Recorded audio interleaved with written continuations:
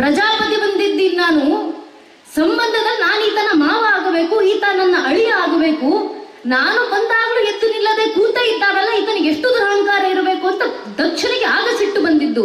ಆ ಒಂದು ಸಿಟ್ಟಿನ ಕಾರಣದಿಂದ ದಕ್ಷನಿಗೆ ಗೊತ್ತಾಗ್ಲಿಲ್ಲ, ಶಿವ ದೇಹವನ್ನು ಗೌರವಿಸೋನಲ್ಲ, ಅದರೊಳಗೊಂದು ಆತ್ಮ ಇದೆ, ಆ ಆತ್ಮ ಎಲ್ಲೆಲ್ಲೂ ಇದೆ.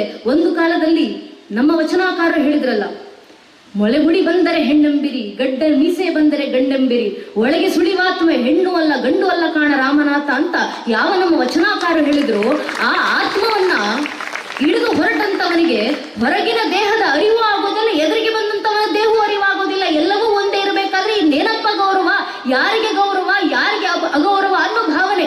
ಇದು ವಿವೇಕಾನಂದರು ಸನ್ಯಾಸಿ ಗೀತೆನಲ್ಲಿ ಬರೆದಂತ ಮಾತು. ನಿಂದೆ ನಿಂದಿಪರೆಲ್ಲ ಗೂಡಲು ಯಾರು ನಿಂದೆಯ ನುಂಗರು. ಎಲ್ಲರೂ ಒಗ್ಗಟ್ಟಾದ ಸಂದರ್ಭದಲ್ಲಿ, ಎಲ್ಲರೂ ಒಬ್ಬನೇ ಆದ ಸಂದರ್ಭದಲ್ಲಿ, ಏಕಕಾಲಕ್ಕೆ ಎಲ್ಲರೂ ಏಕಾನ್ನ ಸ್ವರೂಪ ಬಂದ ಕೂಡಲೇ ಯಾರಿಗ್ಯಾರು ಹೊಗಳುವವರು ಯಾರಿಗ್ಯಾರು ನಿಂದಿಸುವವರು ಎಲ್ಲರೂ ಒಂದೇ ಅಲ್ವ ಅನ್ನೋ ಸ್ವರೂಪ.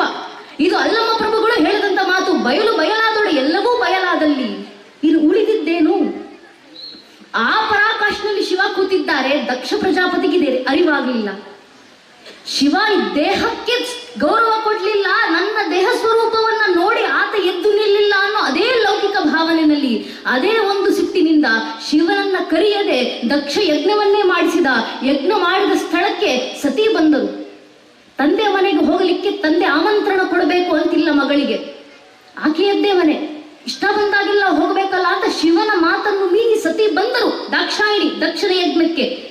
ಬಂದಂತ ಸಂದರ್ಭದಲ್ಲಿ ಆಕೆ ತನ್ನ ಪತಿಗೆ ಆದಂತ ಅಗೌರವ ಏನು ಅಂತ ತಿಳಿದ ನಂತರ, ನಾನು ಬಂದಾಗಲೂ ನನ್ನ ತಂದೆ ನನ್ನನ್ನು ಮಾತಾಡಿಸ್ಲಿಲ್ಲ, ನನ್ನ ಪತಿಗೂ ಅಗೌರವ ಮಾಡಿದ್ದಾರೋ ಅನ್ನೋ ಕಾರಣಕ್ಕೆ ಆ ಸಂದರ್ಭದಲ್ಲಿ ತಾಯಿ ಸತಿ ಕೂತು ತನ್ನ ಅಪಾನ ವ್ಯಾಯ ಎಲ್ಲ ಸಮಾಧಾನವನ್ನ ನಾಭಿ ಹತ್ರ ಒಂದುಗೂಡಿಸಿಕೊಂಡು ಅಲ್ಲಿಂದ ಹೃದಯಾಗ್ನಿ ಹತ್ರ ತಂದು, ಹೃದಯಾಗ್ನಿಯಿಂದ ತನ್ನ ಆಗ್ನೇಯ ಚಕ್ರದ ಅಡಿಗೆ ತಂದು, ಕೊನೆಗೆ ದೇಹದ ಅಂಗಾಂಗಗಳಲ್ಲೂ ಇಂದ್ರಿಯಗಳಲ್ಲೂ ಇರುವಂತ ಅಗ್ನಿಯನ್ನ ಒಗ್ಗೂಡಿಸಿಕೊಂಡು ಆ ಅಗ್ನಿಯಿಂದ ದೇಹವನ್ನು ಸುಟ್ಟು ಶಾಸ್ತ್ರಾಗ್ನಿಯಿಂದ ಅಲ್ಲಿ ಚಕ್ರದಿಂದ ತಾಯಿ ಹೊರಟರು. ಆಕೆ ದೇಹ ಬಿತ್ತು. ಈ ವಿಷಯ ಶಿವನಿಗೆ ತಿಳಿಯಿತು. ಶಿವನಿಗೆ ತಿಳಿದಂತ ಸಂದರ್ಭದಲ್ಲಿ ಅಲ್ಲಿಂದ ಶಿವನ ಒಂದು ಅವತಾರ ಬರಲಿಕ್ಕೆ ಶುರುವಾಯಿತು. ಆತನ ಅವತಾರಗಳು ರುದ್ರಗಣಗಳೆಲ್ಲವೂ ಬಂದು, ತಾಯಿ ಸತಿ ದೇಹ ಬಿಟ್ಟಿದ್ದಾರೆ, ಆಕೆ ದೇಹ ನಾಶವಾಗಿದೆ, ತನ್ನ ಗಂಡನಿಗೆ ಆದ ಅಪಮಾನ ತನಗೆ ಆದ ಅಗೌರವವನ್ನು ಸಹಿಸಲಿಕ್ಕಾಗದೆ ತಾಯಿ ದಾಕ್ಷಾಯಿಣಿ ದೇಹ ಬಿಟ್ಟಿದ್ದಾರೆ, ಪ್ರಾಣತ್ಯಾಗ ಮಾಡಿದ್ದಾರೆ ಅನ್ನೋ ಸುದ್ದಿ ಗೊತ್ತಾದ ಕೂಡಲೇ ಶಿವ ಬರಲಿಲ್ಲ. ಶಿವನ ರುದ್ರಗಣಗಳಿದ್ದಂತ ಭೂತಗಣಗಳೆಲ್ಲರೂ ಬಂದ್ರು ದಕ್ಷಿಣ ಮೇಲೆ ಪ್ರಹಾರವನ್ನ ಮಾಡಲಿ, ವಿರುದ್ಧ ಒಬ್ಬರು ನಿಂತು ಯುದ್ಧವನ್ನ ಮಾಡ್ತಿರ್ಬೇಕಾದ್ರೆ ಅಲ್ಲಿದ್ದಂತ ಎಲ್ಲರ ನಾಶವೂ ಆಗುತ್ತಿತ್ತು. ಆ ವಿಷಯ ಶಿವನಿಗೆ ತಿಳಿಯಿತು. ಶಿವ ಸಿಟ್ಟಿನಿಂದ ಭೃಗು ಮಹರ್ಷಿ ತಯಾರಿಸಿದಂತ ಗಣಗಳು ತನ್ನ ರುದ್ರಗಣಗಳನ್ನ ನಾಶ ಮಾಡಿದ್ದಾರೆ ಅಂತ ಗೊತ್ತಾದ ಕೂಡಲೇ ಶಿವ ಇನ್ನು ರುದ್ರಗಣಗಳು ಬೇಡ, ನಾನೇ ಹೊರಡ್ತೀನಿ ಅಂತ ತನ್ನ ಒಂದು ಅವತಾರವನ್ನ, ತನ್ನ ಜಟೆಯನ್ನ ತೆಗೆದು ಭೂಮಿಯ ಮೇಲೆ ಅಪ್ಪಳಿಸಿ, ತನ್ನ ಜಟೆಗೂ ಭೂಮಿಗೂ ಆದಂತ ಆ ಘರ್ಷಣೆಯಿಂದ ಒಂದು ಅವತಾರ ಎದ್ದು ಬಂತು. ಆ ಅವತಾರ ಕೈಲಿ ಬಿಚ್ಚುಗತ್ತೆನೆ ಹಿಡಿದು ನಡುತ್ತಾ ಬರಿತಾ ಇದ್ರೆ, ಆ ಅವತಾರ ನಡೆದು ಬರ್ತಿದ್ದಂತ ಕಾಲು ಸಪ್ಪಳಕ್ಕೆ ಇಡೀ ಭೂಮಂಡಲ ನಡುತ್ತಿತ್ತು, ಇಡೀ ಕೈಲಾಸ ನಡುಗಿತು. ಅದರ ಸತ್ತು ದಕ್ಷ ಪ್ರಜಾಪತಿಯ ಮಣ್ಣಲ್ಲಿದ್ದಂತೆ ಯಜ್ಞಶಾಲೆನಲ್ಲಿದ್ದಂತೆ ಎಲ್ಲರಿಗೂ ಕೇಳಿಸಿತು. ಆಗ ದಕ್ಷ ಪ್ರಜಾಪತಿಯ ಪತ್ನಿ ಬಂದು ಕೇಳ್ತಾರೆ ದಕ್ಷನಿಗೆ, ಯಾರಿಗೆ ಸಿಟ್ಟು ಬರಿಸಿದ್ದೀಯಾ ನೀನು? ಯಾವ ಶಿವನನ್ನ? ಶಂಭೋ ಶಂಕರ ಅಂದ್ರೆ ಸಾಕು, ತನ್ನದೆಲ್ಲವನ್ನೂ ಕೈಗೆ ಕೊಟ್ಟು ಕೈಲಾಸವನ್ನು ಬೇಕಾದ್ರೆ ತಗೊಂಡು ಹೋಗುವಂತ ಕೊಡುವಂತ ಆ ಶಿವನಿಗೆ ಸಿಟ್ಟು ಬಂದಿದೆ ಅಂದ್ರೆ ಮಾಡಬಾರದಂತ ಯಾವುದೋ ಒಂದು ಅಪರಾಧ ಮಾಡಿದ್ಯಾ, ಆಗಬಾರದ ಅಧರ್ಮ ಆಗಿದೆ, ಏನು ಮಾಡಿದ್ಯಾ ಉತ್ತರ ಕೊಡು ಅಂತ ದಕ್ಷ ಪ್ರಜಾಪತಿಯ ಪತ್ನಿ ಪ್ರಶ್ನೆ ಕೇಳ್ತಾರೆ. ದಕ್ಷ ಪ್ರಜಾಪತಿ ಉತ್ತರ ಕೊಡೋದಿಲ್ಲ, ಆತನಿಗೆ ಮುಂದೆ ಮಾತು ಬರೋದಿಲ್ಲ. ಯಾಕೆ? ನಾಲಿಗಿನಲ್ಲಿ ಕೂತು ಮಾತಾಡಿಸಬೇಕಾದಂತ ಅಗ್ನಿಯೂ ಬಿಟ್ಟು ಹೋದ. ಯಾವ ಯಜ್ಞಶಾಲೆಯ ಯಜ್ಞಕುಂಡದಲ್ಲಿ ಅಗ್ನಿ ಹವಿಸ್ಸನ್ನ ತೆಗೆದುಕೊಂಡು ತನ್ನ ಪತ್ನಿ ಆದಂತ ಸ್ವಾಹ ದೇವತೆ ಕೊಟ್ಟಂತ ಆ ಹವಿಸ್ಸನ್ನ ತಗೊಂಡು ಭಗವಂತನಿಗೆ ಕೊಡಬೇಕು, ಆ ಅಗ್ನಿ ದೇವತೆಯು ಹೊರಟು ಹೋದ. ಶಿವ ಇಲ್ಲದೆ ಇರುವಂತ ಜಾಗಕ್ಕೆ ನಾನು ಬರೋದಿಲ್ಲ, ಅವನಿಗೆ ಸಲ್ಲದೆ ಇರುವಂತ ಯಜ್ಞವನ್ನ ನಾನು ಯಾರಿಗೂ ಸಲ್ಲಿಸೋದಿಲ್ಲ ಅಂತ ಅಗ್ನಿ ಹೊರಟು ಹೋದ.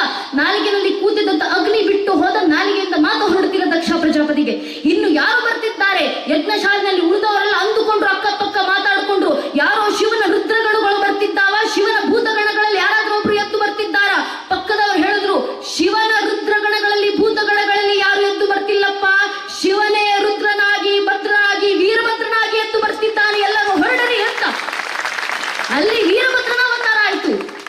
ಆ ವೀರಭದ್ರ ಬಂದು ನಾವ್ ಯಾವಾಗಲೂ ಅಂದುಕೊಳ್ಳೋದಿದೆ, ನಾವು ವೈದಿಕ ಪರಂಪರೆ, ಸನಾತನ ಧರ್ಮ, ಎಲ್ಲ ಸಂಸ್ಕೃತಿಯನ್ನ ಪರಂಪರೆಯನ್ನ ಆಚರಣೆ ಮಾಡ್ತೀವಿ.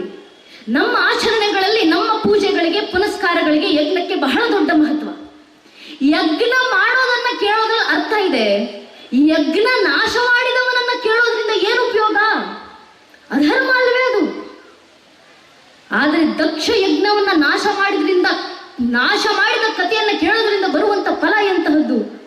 ಶ್ರೀವ್ಯಾಸರು ಭಾಗವತ ಪುರಾಣದಲ್ಲಿ ಬರೀತಾರೆ, ದಕ್ಷ ಯಜ್ಞವನ್ನ ನಾಶ ಮಾಡಿದಂತ, ಅಧರ್ಮ ನಾಶ ಮಾಡಿದಂತ, ಧರ್ಮ ಕಾರ್ಯವನ್ನ ಮಾಡಿದಂತ ವೀರಭದ್ರನ ಕಥೆಯನ್ನ ಕೇಳುವುದು ಅಂದ್ರೆ ನಿನ್ನ ಜೀವನ ಬಿಟ್ಟು ಯಾವ ಕ್ಷಣಕ್ಕೆ ಈ ಉಸಿರು ನಿನ್ನ ದೇಹವನ್ನ ಬಿಟ್ಟು ಹೋಗುತ್ತೋ, ಬಿಟ್ಟು ಹೋಗುವ ಕಾಲದಲ್ಲೂ ಕೂಡ ಶಿವ ಶಿವ ಶಿವ ಅಂತ ಶಿವನನ್ನ ನೆನಪಿಸ್ಕೊಡುವಂತ ವರವನ್ನ ವೀರಭದ್ರ ಕೊಡ್ತಾನಪ್ಪ.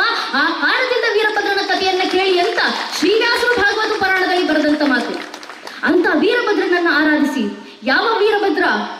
ಕಲ್ಪಾಂತಕಾರ ಅಂತ ಹೇಳ್ತೀವಿ. ಕಲ್ಪದ ಅಂತ್ಯದಲ್ಲಿ ಕಾಲಾಗ್ನಿಯಂತೆ ಮುಂದೆ ನಿಂತು ತನ್ನ ಜಠರಾಗ್ನಿಯನ್ನೇ ಜ್ಞಾನಾಗ್ನಿಯಾಗಿಸಿಕೊಂಡು ಇಡೀ ಜಗತ್ತನ್ನ ನಾಶ ಮಾಡಿ, ಅಧರ್ಮ ನಾಶ ಮಾಡಿ, ಧರ್ಮವನ್ನ ಸ್ಥಾಪನೆ ಮಾಡ್ಲಿಕ್ಕೆ ವೀರಭದ್ರ ಅವತರಿಸ್ತಾರೆ. ಯಾರ ಅಟ್ಟಹಾಸವನ್ನ ಕೇಳಿದ್ರೆ ಇಡೀ ಭೂಮಂಡಲ ಕಂಪಿಸುತ್ತೆ ಅಂತ ಹೇಳ್ತೀವೋ ಅಂಥ ವೀರಭದ್ರರು ಒಂದಲ್ಲ ಒಂದು ಸ್ವರೂಪದಲ್ಲಿ ಬಂದು ಅವತರಿಸ್ತಾರೆ, ನಮಗೆ ವರವನ್ನ ನೀಡಲಿಕ್ಕೆ, ನಮಗೆ ಜ್ಞಾನವನ್ನ ಕೊಡಲಿಕ್ಕೆ. ತಾಯಿ ಭದ್ರಕಾಳಿ ಅದರಲ್ಲೂ ನಮ್ಮ ಶಾಸ್ತ್ರಕಾರರ ಮಾತು, ಕಲವು ದುರ್ಗೋ ವಿನಾಯಕೋ, ಕಲಿಯುಗದಲ್ಲಿ ಅತ್ಯಂತ ವೇಗವಾಗಿ ಫಲಪ್ರಾಪ್ತಿ ಆಗಬೇಕಂದ್ರೆ ಕಾಳಿಯನ್ನ ಆರಾಧಿಸಬೇಕು, ವಿನಾಯಕನನ್ನ ಆರಾಧಿಸಬೇಕು ಅಂತ. ಅಂತ ಭದ್ರಕಾಳಿ ಒಂದಲ್ಲ ಒಂದು ಸ್ವರೂಪದಲ್ಲಿ ನಿಂತು ನಮ್ಮನ್ನ ಕಾಯ್ತಾರೆ. ಯುಗ ಯುಗಕ್ಕೂ ಅವತರಿಸಿ ಬಂದು ನಮ್ಮನ್ನ ರಕ್ಷಣೆ ಮಾಡುತ್ತಾರೆ. ಒಂದಲ್ಲ ಒಂದು ಅವತಾರದಲ್ಲಿ 9 ಸ್ವರೂಪದಲ್ಲಿ ನಾವು ತಾಯಿಯನ್ನು ಆರಾಧಿಸೋದು ಅದೇ ಕಾರಣಕ್ಕಲ್ವಾ? ದೇವಿ ಭಾಗವತ, ದೇವಿ ಪುರಾಣದಲ್ಲಿ ಮಾರ್ಕಂಡ ಋಷಿಮುನಿಗಳು ಬರೀತಾರೆ, ಪ್ರಥಮಂ ಶೈಲಪುತ್ರಿ ಚ ದ್ವಿತೀಯ ಬ್ರಹ್ಮಚಾರಿಣಿ ತೃತೀಯ ಚಂದ್ರಗಂಟೇತಿ ಕೌಷ್ಮಾಂಡೇತಿ ಚತುರ್ಥಕಂ ಪಂಚಮಂ ಸ್ಕಂದ ಮಾತೇತಿ ಷಷ್ಟಂ ಕಾತೇನಿ ಚ ಸಪ್ತಮಂ ಕಾಲರಾತ್ರಿತಿ ಮಹಾಗೌರಿತಿ ಷಷ್ಟಮಂ ನವಮಂ ಸಿದ್ಧಿದಾತ್ರಿ ಚ ನವದುರ್ಗ ಪ್ರಕೀರ್ತಿತಃ ಅಂತ 9 ಸ್ವರೂಪಗಳಲ್ಲಿ ತಾಯಿಯನ್ನು ನಾವು ಆರಾಧಿಸೋದು ಅದೇ ಕಾರಣದಿಂದ. ಒಂದಲ್ಲ ಒಂದು ಸ್ವರೂಪದಲ್ಲಿ, ಒಂದಲ್ಲ ಒಂದು ರೀತಿಯಲ್ಲಿ ಆ ತಾಯಿ ಧರ್ಮ ರಕ್ಷಣೆಯನ್ನ ಮಾಡ್ತಾರೆ. ಆ ತಾಯಿ ಭದ್ರಕಾಳಿ, ಆ ವೀರಭದ್ರ ದೇವರು ರಕ್ಷಣೆ ಮಾಡಿಕೊಂಡು ಬಂದಿರುವಂತ ಈ ಧರ್ಮವನ್ನ ಉಳಿಸಿ ಮುಂದಿನ ಪೀಳಿಗೆ ಕೊಡುವಂತ ಕೆಲಸ ನಮ್ಮಿಂದಾಗಬೇಕು ಅಂತ ಮತ್ತೆ ಮತ್ತೆ ನೆನಪಿಸ್ಲಿಕ್ಕೆ ನಡೆಯುವಂತ ಕಾರ್ಯಗಳಿವೆಲ್ಲ ಧರ್ಮ ಕಾರ್ಯಗಳು, ಧರ್ಮ ಸಭೆಗಳು. ಪರಮ ಪೂಜ್ಯರಿಗೆ, ಜಗದ್ಗುರುಗಳಿಗೆ ಶತಶತ ನಮನಗಳು. ಕಾರಣ, ಒಂದು ಕಾಲದಲ್ಲಿ ನಾವು ಶಾಸ್ತ್ರಗಳಲ್ಲಿ ಓದ್ತಿದ್ದಂತ ಮಾತನ್ನ ಇನ್ನೇನು ಆ ಪರಂಪರೆ ಬಿಟ್ಟು ಹೋಗಬೇಕು ಅನ್ನೋ ಕಾಲಕ್ಕೆ ಮತ್ತೊಮ್ಮೆ ತಾಯಿ ಭದ್ರಕಾಳಿ ವೀರಭದ್ರ ದೇವರ ಕಲ್ಯಾಣ ಮಹೋತ್ಸವವನ್ನು ಮತ್ತೆ ಮತ್ತೆ ಮಾಡಿಸುವ ಮೂಲಕ ಆ ಭಾಗವತ ಪರಂಪರೆಯನ್ನ ನೆನಪಿಟ್ಕೊಳ್ಳುವಂತ ಕೆಲಸವನ್ನ ಪೂಜ್ಯನೀಯರು ಮಾಡುತ್ತಿದ್ದಾರೆ. ಆ ಕೆಲಸವೇ ಆಗಬೇಕಾಗಿರೋದು. ಇಲ್ಲಿವರೆಗೂ ಈ ಧರ್ಮ ಉಳ್ಕೊಂಡು ಬಂದಿರೋದೇ ಇಂಥ ಧರ್ಮ ಸಭೆಗಳಿಂದ, ಇಂಥ ಧರ್ಮ ಕಾರ್ಯಗಳಿಂದ. ಈ ಧರ್ಮ ಕಾರ್ಯದಿಂದ ನಾವು ಅರ್ಥ ಮಾಡ್ಕೊಳ್ಬೇಕಾಗಿರೋದು ಯಾವುದು? ವೀರಭದ್ರ ಇವತ್ತು ಇಲ್ಲಿ ನೆಲೆಸಿದ್ದಾರೆ, ತಾಯಿ ಭದ್ರಕಾಳಿ ಇಲ್ಲಿ ನೆಲೆಸಿದ್ದಾರೆ. ಭಗವಂತ ಇಲ್ಲಿ ರಂಗವೇದಿಕೆಯಲ್ಲಿ ಮಾತ್ರ ಅಲ್ಲ, ನಮ್ಮ ಮನಗಳಲ್ಲಿ ಬಂದು ನೆಲೆಸಬೇಕು. ಯಾವತ್ತು ಬಂದು ನೆಲೆಸ್ತಾರೆ? ನಾವು ಅವರಿಗೆ ಒಂದು ಕರೆಯನ್ನ ಕೊಟ್ಟಂತ ದಿನ. ನಾವು ಕರೆ ಕೊಡೋದನ್ನೇ ಮರೆತೋಗಿದ್ದೀವಿ. ಭಗವಂತನಿಗೆ ಕರೆಯನ್ನ ಕೊಡಿ. ಯಾವುದರ ಮೂಲಕ? ನಿಮ್ಮ ಧರ್ಮ ಕಾರ್ಯವನ್ನ ಮಾಡುವ ಮೂಲಕ ಕರೆಯನ್ನ ಕೊಡಿ. ಭಜನೆಗಳನ್ನು ಹಾಡುವ ಮೂಲಕ ಕರೆಯನ್ನ ಕೊಡಿ. ನಮ್ಮ ಮಕ್ಕಳ ಬಾಯಿನಲ್ಲಿ ಭಜನೆಗಳು, ನಮ್ಮ ಮಕ್ಕಳ ಬಾಯಿನಲ್ಲಿ ನಮ್ಮ ಮಂತ್ರಗಳು, ಶ್ಲೋಕಗಳು, ವಚನಗಳು, ದಾಸ ಸಾಹಿತ್ಯಗಳು, ಭಜನೆಗಳು ನಿರಂತರ ಆಡಿಸಬೇಕು. ಯಾಕೆ ಗೊತ್ತೇ? ಭಗವಂತ ದರೆಗಿಳಿಬೇಕಂದ್ರೆ ನಾವು ಮಂತ್ರಗಳನ್ನು ಉಚ್ಚಾರ ಮಾಡ್ಲಿಕ್ಕೆ ನಮಗೆ ಬರಲಿಲ್ಲ ಅಂದ್ರೆ ಪರವಾಗಿಲ್ಲ, ಭಜನೆಗಳನ್ನು ಹೇಳ್ಕೊಟ್ಟಿದ್ದಾರೆ. ಭಜನೆ ಹಾಡಿ ಭಗವಂತ ಅವತರಿಸ್ತಾನೆ ಅನ್ನೋದು ನಮ್ಮ ಹಿರಿಯರ ಮಾತು. ಆ ಭಜನೆಗಿರುವಂತ ತಾಕತ್ತೆಂತದ್ದು ಗೊತ್ತೇ? ಕುಂಬಾರಗುಂಡೆ ಎಂಬ ಭಕ್ತ, ಮಡಿಕೆ ಮಾಡುವವರು, ಮಡಿಕೆ ತಟ್ಟುವ ತಾಳಕ್ಕೆ ಶಿವನ ಭಜನೆಯನ್ನ ಹಾಡ್ತಾ ಹಾಡ್ತಾ ದಿನಾ ಕುಳಿತಿದ್ರಂತೆ. ಅದು ನೋಡಿದಂತ ಶಿವನಿಗೆ ಅನಿಸ್ತಂತೆ, ನನ್ನ ಭಕ್ತ ಕುಂಬಾರಗುಂಡಯ್ಯ ದಿನಾ ನನ್ನ ಭಜನೆ ಹಾಡ್ತಾ ಕುಣಿತಾನೆ, ನಾನು ಹೋಗಿ ಅವನ ಜೊತೆ ನೃತ್ಯ ಮಾಡ್ಬೇಕಲ್ಲ, ಕುಣಿಬೇಕಲ್ಲ. ಶಿವರಿಗೆ ಮನಸ್ಸಾಯ್ತು. ಶಿವ ಬಂದು ನೃತ್ಯ ಮಾಡ್ಬೇಕಂದ್ರೆ ಇಷ್ಟು ರಂಗವೇದಿಕೆ ಸಾಲೋದಿಲ್ವಲ್ಲ. ಅದಕ್ಕೆ ಶಿವ ತಾನೇ ಖುದ್ದು ತನ್ನದೇ ಆದ ರಂಗವೇದಿಕೆಯನ್ನು ಸೃಷ್ಟಿ ಮಾಡಿಕೊಂಡ್ರು. ಒಂದು ಕಾಲಿನಿಂದ ಪಾತಾಳವನ್ನು ತುಳಿದು ಮತ್ತೊಂದು ಕಾಲಿನಿಂದ ಬ್ರಹ್ಮಾಂಡವನ್ನು ಎತ್ತಿ ಅಖಂಡವಾದಂತ ವಿರಾಟ ಸ್ವರೂಪವಾದಂತ ರಂಗವೇದಿಕೆ ಸೃಷ್ಟಿ ಮಾಡಿಕೊಂಡು ಆ ರಂಗಭೂಮಿನಲ್ಲಿ ಶಿವ ಭಕ್ತನ ಭಜನೆಗೆ ನೃತ್ಯ ಮಾಡ್ಲಿಕ್ಕೆ ಶುರು ಮಾಡಿದಂತೆ.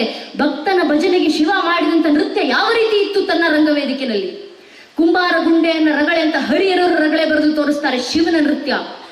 ದಶಭುಜ ಮಂಬಿತ್ತಟದೋಳ್ ಪಸರಿಸಿ ಎಸೆವ ಕರಂಗಳನ್ನೆತ್ತಲ್ ನೇಮಿಸಿ ಒಂದು ಪದಂ ಪಾತಾಳವನ್ನುತ್ತಿ ಒಂದು ಪದಂ ಬ್ರಹ್ಮಾಂಡವನ್ನೆತ್ತಿ ಜಡೆಗಳ ಬೆಂಬಿಳಿ ಬಿಡಿದಾಡುತ್ತಿರೆ ಮುಡಿಯೊಳು ಸುರಣದಿ ತುಳುಕಾಡುತ್ತಿರೆ ಕಡು ಛಲವಳಗಂ ಕುಣಿದಾಡುತ್ತಿರೆ ಬಿಸುಳುಗ ಡಮರುಗ ಢಂಟನ್ ಢಳಿರನಿ ತಿಸುಳದಿ ಹರಿಯವ ತಾರಂ ತಿರ್ರನೆ ತಿರುಗುತ್ತಿರ ಹೈಗಳ್ಳಡೆಯತ್ತಲ್ ಕರಿಯ ತೊಲ್ಲವಂಬು ಹರಿಸಲ್ ಸರಸಿಜ ಭವನ ಶಿರಂಬ ಬಿಡುತ್ತಿರ ಸುರರ ಶ್ರೋಮಾಲಯಗಳುಳುತ್ತಿರೆ ಪೊಂಗೆಜ್ಜಗಳ ರಂಗಲು ಬಲಕಿನೆ ತೊಂಗಳ ಗಂಟೆಡ ಢಳಿರನೆ ಆಡಿದ ನಾಡಿದ ನಾಡಿದ ನಾಡಿದ ನಾಡಿದ ನಾಡಿದ ಹಾ ಶಂಕರ ಆಡಿದನ ಗುಂಡನ ಮುಂದೀಶ್ವರ ಅಂತ ಕುಂಬಾರಗುಂಡನ ರಗಳೆಯನ್ನ ಹರಿರ ರಗಳೆ ಬರೆದು ತೋರಿಸಿದ್ರಲ್ಲ. ನಮ್ಮ ಭಕ್ತರು ಹಾಡುವಂತ ಭಜನೆಗಿರುವಂತ ತಾಕತ್ತಂತದ್ದು ಶಿವನೇ ಬಂದು ನಮ್ಮ ಕಣ್ಣು ಮುಂದೆ ಅವತರಿಸ್ತಾರೆ. ಇದನ್ನೇ ಅಲ್ವಾ ನಮ್ಮ ವಚನಕಾರರು ಹೇಳಿದ್ದು. ಬಸವಣ್ಣನವರು ಸಮುದ್ರ ಘರೆ ಎಂಬರೆ ಧರೆ ಮೇಲೆಡಗಿತ್ತು, ಧರೆಯ ಘರೆ ಎಂಬನೆ ನಾಗೇಂದ್ರನ ಪಣಾಮಡಿಯ ಮೇಲೆಡಗಿತ್ತು, ನಾಗೇಂದ್ರನ ಘರೆ ಎಂಬನೆ ಪಾರ್ವತಿಯ ಕಿರುಕುಡಿಕೆ ಮುದ್ರೆ ಆಯಿತು, ಪಾರ್ವತಿಯ ಘನೆ ಎಂಬನೆ ಶಿವನ ಮೇಲೆಡಗಿತ್ತು, ಶಿವನ ಘನೆ ಎಂಬನೆ ತನ್ನ ಭಕ್ತರ ಮನದ ಕೊನೆಯ ಮೊನೆಯ ಮೇಲೆಡಗಿತ್ತು ಎಂಬ ಕೂಡಲ ಸಂಗಮ ದೇವ ಅಂತ ಬಸವಣ್ಣನವರು ಹೇಳಿದ ಮಾತು. ಎಲ್ಲಿದ್ದಾನೆ ಭಗವಂತ? ಎಲ್ಲವನ್ನೂ ಆವರಿಸಿಕೊಂಡಿರುವಂತ ಭಗವಂತ ಎಲ್ಲಿ ನಿಂತಿದ್ದಾನೆ? ನಮ್ಮೊಳಗೆ ನಿಂತಿದ್ದಾನೆ. ಇದು ಉಪನಿಷತ್ಗಳ ಮಾತು. ಈಶಾವಾಸ್ಯ ಉಪನಿಷತ್ತಿನ 5ನೇ ಮಂತ್ರ, ತದೇ ಜತಿ ತನ್ನೇ ಜತಿ ತದ್ದೂರೇ ತದ್ವಂತಿಕೆ ತದಂತರಸ್ಯ ಸರ್ವಸ್ಯ ತದು ಸರ್ವಸ್ಯಾಸ್ಯ ಬಾಹ್ಯತಃ. ಎಲ್ಲದರ ಹೊರಗೂ ನಿತ್ತು, ಎಲ್ಲದರ ಒಳಗೂ ನಿತ್ತು, ಒಳಗೆ ನಿತ್ತು ಚಾಲಕ ಶಕ್ತಿಯಾಗಿ, ಹೊರಗೆ ನಿತ್ತು ಚಲನಾಶಕ್ತಿಯಾಗಿ ನಮ್ಮೆಲ್ಲರವನ್ನೂ ಕಾಪಾಡ್ತಿರುವಂತ ಆ ಭಗವಂತ ಕೊನೆಗೆಲ್ಲಿ ನೆಲೆಸಿದ್ದಾನೆ? ನಮ್ಮೊಳಗೆ ನೆಲೆಸಿದ್ದಾನೆ. ಆತನಿಗೆ ಕರೆಯನ್ನ ಕೊಡಿ, ಹೊರಗೆ ಬಂದು ದರ್ಶನ ಕೊಡ್ತಾನೆ ಆ ಭಗವಂತ. ಆ ಕರೆ ನಮ್ಮ ಮಕ್ಕಳ ಬಾಯಿಂದ ಬರಲಿ, ನಮ್ಮ ಮಕ್ಕಳ ಬಾಯಿಂದ ಭಜನೆಗಳು ಬರಲಿ. ಇದೇ ಧರ್ಮ ಬೋಧನೆ. ನನ್ನ ನೆಚ್ಚಿನ ಬಂಧುಗಳೇ, ಧರ್ಮ ರಕ್ಷಣೆ ಆಗಬೇಕು. ಏನ್ ಮಾಡಬೇಕು? ಮುಂದಿನ ಪೀಳಿಗೆ ಜಾಗೃತಗೊಳಿಸಬೇಕು. ಏನಕ್ಕೆ ನಮ್ಮ ಜಗದ್ಗುರುಗಳು, ಮಠಾಧೀಶರು, ನಮ್ಮ ಸ್ವಾಮೀಜಿಗಳು, ನಮ್ಮ ಹಿರಿಯರು ಅಷ್ಟು ಶಾಲೆಗಳನ್ನ, ಕಾಲೇಜುಗಳನ್ನ ಏನಕ್ಕೆ ಸ್ಥಾಪನೆ ಮಾಡ್ತಾರೆ? ಮುಂದಿನ ಪೀಳಿಗೆ ಜಾಗೃತವಾಗಲಿ ಅನ್ನೋ ಕಾರಣಕ್ಕೆ. ಆ ಮುಂದಿನ ಪೀಳಿಗೆ ಜಾಗೃತವಾಗಿಸುವಂತ ಕೆಲಸ ನಾ ಮಾಡಬೇಕು. ಆ ಮಕ್ಕಳಿಗೆ ಧರ್ಮ ಬೋಧನೆ. ಅಂದು ಕುರುಕ್ಷೇತ್ರ ರಣರಂಗದಲ್ಲಿ ಕಣ್ಣೀರಿಡ್ತಾ ಪ್ರಶ್ನೆ ಮಾಡಿದವರು ಯಾರು? ಅರ್ಜುನ. ಉಪದೇಶ ಮಾಡಿದ್ಯಾರು? ಶ್ರೀಕೃಷ್ಣ ಪರಮಾತ್ಮ. ಉಪಯೋಗ ಆಗಿದ್ಯಾರಿಗೆ? ನಮಗೆ. ನಮ್ಮನ್ನಲ್ಲಿ ಭಗವದ್ಗೀತೆ ಪುಸ್ತಕ ಇದೆ, ಅದನ್ನು ಮಕ್ಕಳಿಗೆ ಬೋಧನೆ ಮಾಡೋಣ. ಅಂದು ಪ್ರಶ್ನೆ ಕೇಳಿದ್ಯಾರು? ಶ್ರೀರಾಮಚಂದ್ರರು. ಉಪದೇಶ ಮಾಡಿದ್ದರು ವಶಿಷ್ಠರು. ಬಾರಪ್ಪ ರಾಮಭದ್ರ, ನಿನಗೆ ಜೀವನದ ಸತ್ಯಾಸತ್ಯತೆಯನ್ನು ಹೇಳ್ಕೊಡ್ತೀನಿ. ಉಪಯೋಗ ಆಗಿದ್ಯಾರಿಗೆ? ನಮಗೆ. ನಮ್ಮನ್ನಲ್ಲಿ ಯೋಗ ವಿಶಿಷ್ಟ ಗ್ರಂಥ ಇದೆ, ಅದನ್ನು ಮಕ್ಕಳಿಗೆ ಬೋಧನೆ ಮಾಡೋಣ. ಅಂದು ಪ್ರಶ್ನೆ ಕೇಳಿದ್ಯಾರು? ಪುಟ್ಟ ಹುಡುಗ ನಚಿಕೇತ. ಉಪದೇಶ ಮಾಡಿದ್ಯಾರು ಖುದ್ದು ಯಮಧರ್ಮರಾಯ. ಉಪಯೋಗ ಆಗಿದ್ಯಾರಿಗೆ? ನಮಗೆ. ನಮ್ಮನ್ನು ಕಠೋಪನಿಷತ್ತಿದೆ, ಅದನ್ನು ಮಕ್ಕಳಿಗೆ ಬೋಧನೆ ಮಾಡೋಣ. ಅಂದು ಕಣ್ಣೀರಿಟ್ಟಿದ್ಯಾರು? 6 ಜನ ಶಿಷ್ಯರು ಪ್ರಶ್ನೆ ಮಾಡ್ತಾ. ಉಪದೇಶ ಮಾಡಿದ್ಯಾರು? ಗುರುವರಣ್ಯರು. ಉಪಯೋಗ ಆಗಿದ್ಯಾರಿಗೆ? ನಮಗೆ. ನಮ್ಮನ್ನ ಷಟ್ಪ್ರಶ್ನೋಪನಿಷತ್ತಿದೆ, ಅದನ್ನು ಮಕ್ಕಳಿಗೆ ಬೋಧನೆ ಮಾಡೋಣ. ಅಂದು ಪ್ರಶ್ನೆ ಕೇಳಿದವರು ಯಾರು? ಪರೀಕ್ಷಿತ ಮಹಾರಾಜ. ಉಪದೇಶ ಮಾಡಿದ್ಯಾರು? ಶುಕಾಚಾರ್ಯ. ಉಪಯೋಗ ಆಗಿದ್ಯಾರಿಗೆ? ನಮಗೆ. ನಮ್ಮನ್ನಲ್ಲಿ ಶ್ರೀಮದ್ ಭಾಗವತ ಪುರಾಣ ಇದೆ, ಶ್ರೀವ್ಯಾಸರು ನಮಗೋಸ್ಕರ ಬರೆದು ಕೊಟ್ಟಿದ್ದಾರೆ, ಅದನ್ನು ಮಕ್ಕಳಿಗೆ ಉಪದೇಶ ಮಾಡೋಣ. ಅಂದು ಪ್ರಶ್ನೆ ಕೇಳಿದ್ಯಾರು? ಅಗತ್ಯರು. ಉಪದೇಶ ಮಾಡಿದ್ಯಾರು? ರೇಣುಕಾಚಾರ್ಯರು. ಉಪಯೋಗ ಆಗಿದ್ಯಾರಿಗೆ? ನಮಗೆ. ನಮ್ಮನ್ನ ಸಿದ್ಧಾಂತ ಶಿಖಾಮಣಿ ಇದೆ, ಅದನ್ನು ಮಕ್ಕಳಿಗೆ ಬೋಧನೆ ಮಾಡೋಣ. ಆ ಸಿದ್ಧಾಂತ ಶಿಖಾಮಣಿಯನ್ನ ನಾವು ನಮ್ಮ ಮಕ್ಕಳಿಗೆ ಬೋಧನೆ ಮಾಡಲಿಲ್ಲ, ಇನ್ಯಾರು ಬೋಧನೆ ಮಾಡ್ತಾರೆ ಸ್ವಾಮಿ? ಈ ಧರ್ಮದಲ್ಲಿ ಹುಟ್ಟಿ ನನ್ನ ಧರ್ಮ ಕಾರ್ಯಕ್ಕೆ ನಾನು ಬರಲಿಲ್ಲ, ಇನ್ಯಾರು ಬರ್ತಾರೆ? ಹಿಂದೂ ಧರ್ಮದಲ್ಲಿ ಹುಟ್ಟಿ ನನ್ನ ದೇವಸ್ಥಾನಗಳಿಗೆ ನಾನು ಬರಲಿಲ್ಲ, ಇನ್ಯಾರು ಬರ್ತಾರೆ? ಈ ಪರಂಪರೆಯಲ್ಲಿ ಹುಟ್ಟಿ ನನ್ನ ಭಜನೆಗಳನ್ನ, ಮಂತ್ರಗಳನ್ನ ನಾನು ಹೇಳಲಿಲ್ಲ, ಇನ್ಯಾರು ಹೇಳ್ತಾರೆ? ಈ ಪರಂಪರೆಯಲ್ಲಿ ಹುಟ್ಟಿ ನನ್ನ ಇತಿಹಾಸ ನಾನು ಅರ್ಥಕೊಳ್ಳಿಲ್ಲ, ಇನ್ಯಾರು ಅರ್ಥಕೊಂತಾರೆ? ಈ ಪರಂಪರೆ ಮೇಲೆ ಪ್ರಶ್ನೆಗಳು ಎದ್ದಾಗ ಆ ಪ್ರಶ್ನೆಗಳಿಗೆ ಉತ್ತರ ಕೊಡುವಂತ ಧೈರ್ಯ ನನಗಿಲ್ಲ, ಇನ್ಯಾರು ಕೊಡ್ತಾರೆ? ನಾವಲ್ಲೂ ಉತ್ತರಗಳು ಕೊಡಬೇಕಾಗಿರುವುದು ನಮ್ಮ ಪರಂಪರೆ ವಿರುದ್ಧ ಪ್ರಶ್ನೆಗಳೆದ್ದಾಗ. ಇದು ಶ್ರೀಕೃಷ್ಣ ಪರಮಾತ್ಮನ ಕರೆ. ಪರಪೂಜ್ಯ ಜಗದ್ಗುರುಗಳು PhD ಮಾಡಿದ್ದಾರೆ. ಯಾವ ವಿಷಯದಲ್ಲಿ ಗೊತ್ತೇ? ಭಗವದ್ಗೀತೆ ಮತ್ತು ಸಿದ್ಧಾಂತ ಶಿಖಾಮಣಿ ಆಧಾರವನ್ನು ಇಟ್ಕೊಂಡೇ PhD ಮಾಡಿರೋದವರು. ಆ ಭಗವದ್ಗೀತೆ ಮಕ್ಕಳಿಗೆ ಓದಿಸಿ. ಭಗವದ್ಗೀತೆ 2ನೇ ಅಧ್ಯಾಯದ 2ನೇ ಮತ್ತು 3ನೇ ಮಂತ್ರದಲ್ಲಿ ಶ್ರೀಕೃಷ್ಣ ಪರಮಾತ್ಮ ಅರ್ಜುನನಿಗೆ ಕೊಟ್ಟಂತ ಕರೆ. ಕುತಸ್ವಾಕಶ್ಮಲಮಿದಂ ವಿಷಮೇ ಮಾನಾರ ದುಷ್ಟನ ಸ್ವರ್ಗ ಮಕೃತಿಕರಂ ಅರ್ಜುನ ಕ್ಲೇಬ್ ಹಿಮಸ್ಮಗೋಸ್ಪಾರ್ಥ ನೈತತ್ವ ಬದ್ಧತೆ ಶುದ್ಧ ಮೃದೇವ ದೌರ್ಬಲ್ಯಂ ತೆಕ್ತೋತಿಷ್ಠ ಪರಂತಪ. ಅರ್ಜುನ, ಜಾಗೃತನಾಗಿ ಬಾ, ಧರ್ಮ ರಕ್ಷಣೆ ಮಾಡು. ಯಾವ ಧರ್ಮ ಉಳಿಸ್ಕೊಳ್ಳಿಕ್ಕೆ ನಿನ್ನ ಪೂರ್ವಿಕರು ಸರ್ವಸ್ವವನ್ನು ತ್ಯಾಗ ಮಾಡಿದ್ರು, ಆ ಪರಂಪರೆ ಇವತ್ತು ನಿನ್ನ ಕೈಗೆ ಬಂದು ಸೇರಿದ್ಯಪ್ಪ. ನಿನ್ನ ಕೈಗೆ ಬಂದು ಸೇರಿರುವಂತ ಈ ಪರಂಪರೆ ಸಂಸ್ಕೃತಿ ಉಳಿಸಿ ಮುಂದಿನ ಪೀಳಿಗೆ ಕೊಡುವಂತ ಕೆಲಸ ನಿನ್ನಿಂದಾಗಲಿ. ಜಾಗೃತನಾಗಿ ಬಾ. ಯಾವ ರೀತಿ ಜಾಗೃತಿ ಮೂಡಿಸ್ತೀರಾ? ಧರ್ಮ ಬೋಧನೆ ಮಾಡೋದ್ರಿಂದ. ಮುಂದೆ ಪ್ರಶ್ನೆಗಳು ಅಕಸ್ಮಾತ್ ಎದ್ದಾಗ, ಈಗಲೂ ಪ್ರಶ್ನೆಗಳು ಎದುರುತ್ತಾವಲ್ಲ, ಏನ್ ಕಲ್ಯಾಣ ಮಹೋತ್ಸವ? ವೀರಭದ್ರ ದೇವರು ಕಾಲ್ಪನಿಕ, ಭದ್ರಕಾಳಿ ದೇವಿ ಕಾಲ್ಪನಿಕ, ನಿಮ್ಮ ಶಿಷ್ಯರ ಜಗದ್ಗುರುಗಳು ನಂಬಿಕೊಂಡು ಹೋಗುವಂತವ್ರು ನೀವೆಲ್ಲ ಅಂತ ಹೇಳುವಂತ ಸಾವಿರಾರು ಜನ ಬೇರೆ ಎಲ್ಲೋ ಇಲ್ಲ, ನಮ್ಮ ದೇಶದಲ್ಲೇ ಇದ್ದಾರೆ, ನಮ್ಮ ನಾಡಿನಲ್ಲೇ ಇದ್ದಾರೆ, ನಮ್ಮ ಸುತ್ತಮುತ್ತಲೇ ಇದ್ದಾರೆ. ನಿಮ್ಮ ರಾಮ ಕಾಲ್ಪನಿಕ, ಭಗವದ್ಗೀತೆ ಹೇಳಿದಂತ ಕೃಷ್ಣ ಕಾಲ್ಪನಿಕ, ಎಲ್ಲವೂ ಕಾಲ್ಪನಿಕ ಅನ್ನೋರು.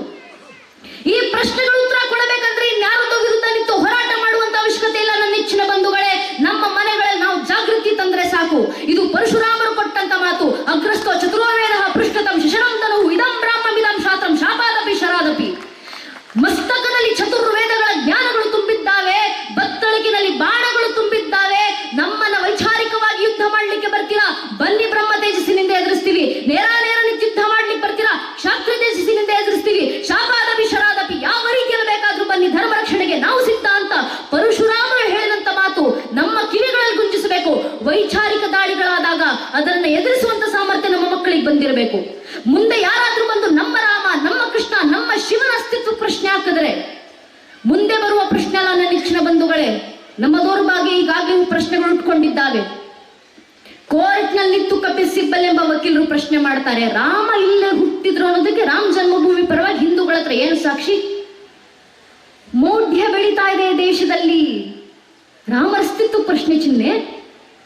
ಇದೇ ಪ್ರಶ್ನೆ ಮುಂದೊಂದು ದಿನ ನಮ್ಮನೆ ಬಾಗಿಲಿಗೆ ಬಂದು ನಮ್ಮ ಮಕ್ಕಳ ಮುಂದೆ ನಿಂತು ಯಾರಾದ್ರೂ ರಾಮರ ಅಸ್ತಿತ್ವಕ್ಕೆ ನಿಮ್ಮ ಹತ್ರ ಏನು ಸಾಕ್ಷಿ ಅಂತ ಪ್ರಶ್ನೆ ಮಾಡಿದ್ರೆ ನಮ್ಮ ಮಕ್ಕಳಿಗೆ ಎಷ್ಟು ಧರ್ಮ ಬೋಧನೆ ಆಗಿರ್ಬೇಕಂದ್ರೆ ಮನೆ ಒಂದೊಂದು ಮಗು ಕೂಡ ಎದೆ ತಟ್ಕೊಂಡು ಹೇಳ್ಕೊಳ್ಬೇಕು, ರಾಮರ ಅಸ್ತಿತ್ವಕ್ಕೆ ಮಾತ್ರ ಅಲ್ಲಪ್ಪ, ಬೇಕಾದ್ರೆ ಇಡೀ ಶ್ರೀರಾಮಚಂದ್ರರ ವಂಶವೃಕ್ಷದ ಅಸ್ತಿತ್ವಕ್ಕೆ ನಾನು ಸಾಕ್ಷಿಯನ್ನು ಕೊಡಬಲ್ಲೆ.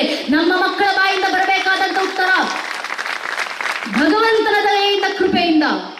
ಮೊದಲಿಗೆ ಬಂದದ್ದು ಶ್ರೀಹರಿ, ಶ್ರೀಹರಿಯ ಮಗ ಬ್ರಹ್ಮ, ಬ್ರಹ್ಮನ ಮಗ ಮರೀಚಿ, ಮರೀಚಿ ಮಗ ಕಶ್ಯಪ, ಕಶ್ಯಪನ ಮಗ ಸೂರ್ಯ, ಸೂರ್ಯನ ಮಗ ಮನು, ಮನುವಿನ ಮಗ ಇಕ್ಷ್ವಾಕು, ಇಕ್ಷ್ವಾಕುವಿನ ಮಗ ಕುಕ್ಷಿ, ಕುಕ್ಷಿಯ ಮಗ ವಿಕುಕ್ಷಿ, ವಿಕುಕ್ಷಿಯ ಮಗ ಬಾಣ, ಬಾಣನ ಮಗ ಅನರಾರಣ್ಯ, ಅನರಾರಣ್ಯನ ಮಗ ಮೃದು, ಮೃದುವಿನ ಮಗ ತ್ರಿಶಂಕು, ತ್ರಿಶಂಕುವಿನ ಮಗ ದುಂಡುಮಾರ, ದುಂಡುಮಾರನ ಮಗ ಮಾಂಧಾತ, ಮಾಂಧಾತನ ಮಗ ಸುಸಂಧಿ, ಸುಸಂಧಿಯ ಮಗ ಧ್ರುವಸಂಧಿ, ಧ್ರುವಸಂಧಿಯ ಮಗ ಭರತ, ಭರತನ ಮಗ ಅಶೀತ, ಅಶೀತನ ಮಗ ಸಗರ, ಸಗರನ ಮಗ ಅಸಮಂಜಸ, ಅಸಮಂಜಸನ ಮಗ ಅಂಶುಮಂತ, ಅಂಶುಮಂತನ ಮಗ ದಿಲೀಪ, ದಿಲೀಪನ ಮಗ ಭಗೀರಥ, ಭಗೀರಥನ ಮಗ ಕುಕುತ್ಸು, ಕುಕುತ್ಸುವಿನ ಮಗ ರಘು, ರಘುವಿನ ಮಗ ಪ್ರವೃದ್ಧ, ಪ್ರವೃದ್ಧನ ಮಗ ಶಶಂಕು, ಶಶಂಕುವಿನ ಮಗ ಸುದರ್ಶನ, ಸುದರ್ಶನ ಮಗ ಅಗ್ನಿವರ್ಣ, ಅಗ್ನಿವರ್ಣನ ಮಗ ಶೀಘ್ರವೇದ, ಶೀಘ್ರವೇದನ ಮಗ ಮರು, ಮರುವಿನ ಮಗ ಪ್ರಶಿಷಕ, ಪ್ರಶಿಷಕನ ಮಗ ಅಂಬರೀಷ, ಅಂಬರೀಷನ ಮಗ ನಘೂಷ, ನಘೂಷನ ಮಗ ಯಾತಿ, ಯಾತಿಯ ಮಗ ನಾಭಾಗ, ನಾಭಾಗನ ಮಗ ಅಜ, ಅಜನ ಮಗ ದಶರಥ, ದಶರಥನ ಮಗನೇ ರಘುವಂಶದ ರಾಘವ ಪ್ರಭು ಶ್ರೀರಾಮಚಂದ್ರರು ಅಂತ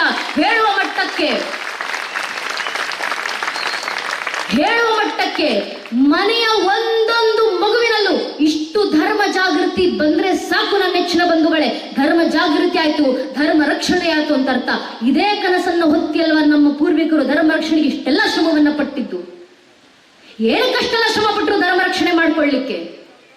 ಒಂದೇ ಒಂದು ಕನಸು, ಮುಂದೆ ಒಂದು ಪೀಳಿಗೆ ಬರುತ್ತೆ, ಆ ಪೀಳಿಗೆ ಈ ಪರಂಪರೆಯನ್ನು ಉಳಿಸುತ್ತೆ. ಯಾವ ಭಾವಿ ಪೀಳಿಗೆ ಉತ್ಕರ್ಷೆಯ ಮೇರೆಗೆ ಭರತ ವರ್ಷ ಮತ್ತೊಮ್ಮೆ ಭವ್ಯವಾಗಿ ಮೈತಳೆಯಬೇಕಾಗಿದೆಯೋ ಆ ಭಾವಿ ಪೀಳಿಗೆ ನಾವುಗಳೇ, ವೇದ ಉಪನಿಷತ್ತುಗಳ ವಾರಸುದಾರರು ನಾವುಗಳೇ, ಸನಾತನ ಪರಂಪರೆ ಉತ್ತರಾಧಿಕಾರಿಗಳು ನಾವುಗಳೇ. ನಾವೇ ಜಾಗೃತರಾಗಿ ಬರಬೇಕಾಗಿರೋದು. ನಮ್ಮ ಮಕ್ಕಳಲ್ಲಿ ಧರ್ಮ ಬೋಧನೆ, ನಮ್ಮ ಮಕ್ಕಳಲ್ಲಿ ಜಾಗೃತಿ. ಇಷ್ಟು ವರ್ಷ ನಮ್ಮ ಪೂರ್ವಿಕರು ಶ್ರಮ ಪಟ್ಟಿದ್ದಾರಲ್ಲ ಧರ್ಮ ರಕ್ಷಣೆಗೆ. ಒಂದೆರಡ ಈ ಧರ್ಮ ನಾಶ ಮಾಡಬೇಕು, ಈ ಪರಂಪರೆ ನಾಶ ಮಾಡಬೇಕಂತ 1,000ಕ್ಕೂ ಹೆಚ್ಚು ವರ್ಷ ನಿರಂತರ ದಾಳಿ ಆಯ್ತಲ್ಲ. ಇಷ್ಟು ವರ್ಷ ದಾಳಿ ಏನಮಹ ಅಂತ ನಾವು ಅಂದುಕೊಂಡ್ರೆ ಒಮ್ಮೆ ಇತಿಹಾಸದ ಪುಟಗಳನ್ನ ತಿರುವು ಹಾಕಿ ನೋಡಿದಾಗ ನಮ್ಗೆ ಅರ್ಥ ಆಗುತ್ತೆ. ಇದೇ ಜಾಗದಲ್ಲಿ, ಇದೇ ಜಗತ್ತಿನಲ್ಲಿ ಪ್ರಾಚೀನ ಅಂತ ಕರೆಸ್ಕೊಂಡಂತ 35 ಜನಾಂಗಗಳಿದ್ವು. ಎಲ್ಲೋದು ಆ ಪ್ರಾಚೀನ ಜನಾಂಗಗಳು? ಎಲ್ಲೋಯ್ತು ಜಗತ್ತಿನ ಮುಂದೆ ಪಿರಮಿಡ್ಗಳನ್ನ ಕಟ್ಟಿ ಮೆರೆದಂತ ಈಜಿಪ್ಷಿಯನ್ ಜನಾಂಗ? ಎಲ್ಲೋಯ್ತು ಜಗತ್ತನ್ನು ಆಳಲಿಕ್ಕೆ ಬಂದಂತ ಗ್ರೀಕ್ ಜನಾಂಗ? ಎಲ್ಲೋಯ್ತು ಜಗತ್ತಿಗೆ ಭಾಷಾಶಾಸ್ತ್ರ ಪರಿಚಯಿಸಿಕೊಟ್ಟಂತ ಪರ್ಷಿಯನ್ ಜನಾಂಗ? ಎಲ್ಲೋಯ್ತು ಬ್ಯಾಬಿಲೋನಿಯನ್ ಜನಾಂಗ? ಎಲ್ಲೋಯ್ತು ಮೆಸೊಪೊಟೇಮಿಯನ್ ಜನಾಂಗ? ಪ್ರಾಚೀನ ಅಂತ ಕರೆಸ್ಕೊಂಡಂತ 35 ಜನಾಂಗಗಳು ಅಲ್ಪಾಯುಗಳಾಗಿ ಕಾಲಗರ್ಭ ಸೇರಿದ್ದಾವೆ. ನಮ್ಮ ಕಣ್ಣು ಮುಂದೆ ಕಣ್ತಿರದಂತ 100 ಮತಪಂಥಗಳು ಕಣ್ಮರಿಯಾಗಿದ್ದಾವೆ. ಯಾಕೆ? ತಮ್ಮ ಮೇಲಾದಂತ 10, 20, 40, 50 ವರ್ಷಗಳ ಕಾಲದ ಒಂದೇ ಒಂದು ಪರಿಕೆಯ ಜನಾಂಗದ ದಾಳಿಯನ್ನು ತಡೆಯುವಷ್ಟು ಸಾಮರ್ಥ್ಯ ಈ ಜನಾಂಗಗಳಿಗಿರಲಿಲ್ಲ. ಪರಿಣಾಮ ಇತಿಹಾಸದ ಪುಟಗಳಿಂದ ಅಳಿಸಿ ಹೋಗುವ ಜನಾಂಗಗಳು. ಆ ಜನಾಂಗಗಳನ್ನ ಇವತ್ತು ನಾವು ದಿ ಡೆಡ್ ಸಿವಿಲೈಸೇಷನ್ ಅಂತ ಕರಿತೀವಿ. ಆ ಜನಾಂಗಗಳು ಮಾತಾಡ್ತಿದ್ದಂತ ಭಾಷೆಯನ್ನ ದಿ ಡೆಡ್ ಲ್ಯಾಂಗ್ವೇಜ್ ಅಂತ ಕರಿತೀವಿ. ಆ ಜನಾಂಗಗಳು ಆರಾಧಿಸ್ತಿದ್ದಂತ ದೈವ ದೇವರುಗಳನ್ನ ದಿ ಡೆಡ್ ಗಾಡ್ಸ್ ಅಂತ ಕರಿತೀವಿ. ಕಾರಣ ಅವರ ಭಾಷೆ ಮಾತಾಡ್ಲಿಕ್ಕೆ ಒಬ್ಬ ಜೀವಂತವಾಗಿಲ್ಲ, ಅವರ ದೇವರುಗಳನ್ನ ಪೂಜೆ ಮಾಡ್ಲಿಕ್ಕೆ ಒಬ್ಬ ವ್ಯಕ್ತಿ ಜೀವಂತವಾಗಿಲ್ಲ. ಆ ಜನಾಂಗದವರು ಅಳಿಸಿ ಹೋದುವ ಇಂಥ 1,000-100 ಜನಾಂಗಗಳು ಜಗತ್ತಿನ ಮುಖಪಟದಿಂದ. ಆದ್ರೆ ನಮ್ಮ ಸನಾತನ ಧರ್ಮದ ಮೇಲೆ 10, 20, 40, 50 ವರ್ಷ ಅಲ್ಲ ನನ್ನ ನೆಚ್ಚಿನ ಬಂಧುಗಳೇ, 1,370ಕ್ಕೂ ಹೆಚ್ಚು ವರ್ಷ ನಿರಂತರ ದಾಳಿ ಆಯ್ತು. ಇಷ್ಟು ವರ್ಷ ನಮ್ಮ ಮೇಲೆ ದಾಳಿ ಮಾಡಿದವರು 1-2 ಜನಾಂಗ ಅಲ್ಲ, ಎಷ್ಟು ಪರಕೀಯ ಜನಾಂಗಗಳು, ದೇಶಗಳು ಬಂದು ದಾಳಿ ಮಾಡಿದ್ವು. ಮೊಘಲರು ಬಂದ್ರು, ತುರ್ಕರು ಬಂದ್ರು, ಅರಬ್ಬರು ಬಂದ್ರು, ಅಫ್ಘನರು ಬಂದ್ರು, ಪೋರ್ಚುಗೀಸರು ಬಂದ್ರು, ಡಚ್ಚರು ಬಂದ್ರು, ಫ್ರೆಂಚರು ಬಂದ್ರು, ಇಂಗ್ಲಿಷರು ಬಂದ್ರು, ಶಕರು ಬಂದ್ರು, ಹೂಡರು ಬಂದ್ರು. ಇವರೆಲ್ಲರೂ ಬಂದು ನಮ್ಮ ಮೇಲೆ ದಾಳಿ ಮಾಡಿದ ನಂತರವೂ ಇವತ್ತಿಗೂ ಸನಾತನ ಹಿಂದೂ ಧರ್ಮ, ಸನಾತನ ಹಿಂದೂ ಧರ್ಮವಾಗಿ ಜೀವಂತವಾಗಿದೆ. ಜಗತ್ತಿನ 100 ಕೋಟಿ ಹಿಂದೂಗಳು ಇವತ್ತಿಗೂ ಧರ್ಮಾಚರಣೆ ಮಾಡ್ತೀವಿ. ಇವತ್ತಿಗೂ ನಮ್ಮ ದೈವ ದೇವರುಗಳ ಕಲ್ಯಾಣ ಮಹೋತ್ಸವಗಳು ನಡೀತಾರೆ. ಯಾರ ಕಾರಣದಿಂದ? ನಮ್ಮ ಪೂರ್ವಿಕರ ಶ್ರಮದ ಪ್ರತಿಫಲ. ಈ ಧರ್ಮ ಉಳಿಸಲೇಬೇಕು. ಎಷ್ಟು ದಾಳಿಗಳಾದ್ರೂ ಪರವಾಗಿಲ್ಲ,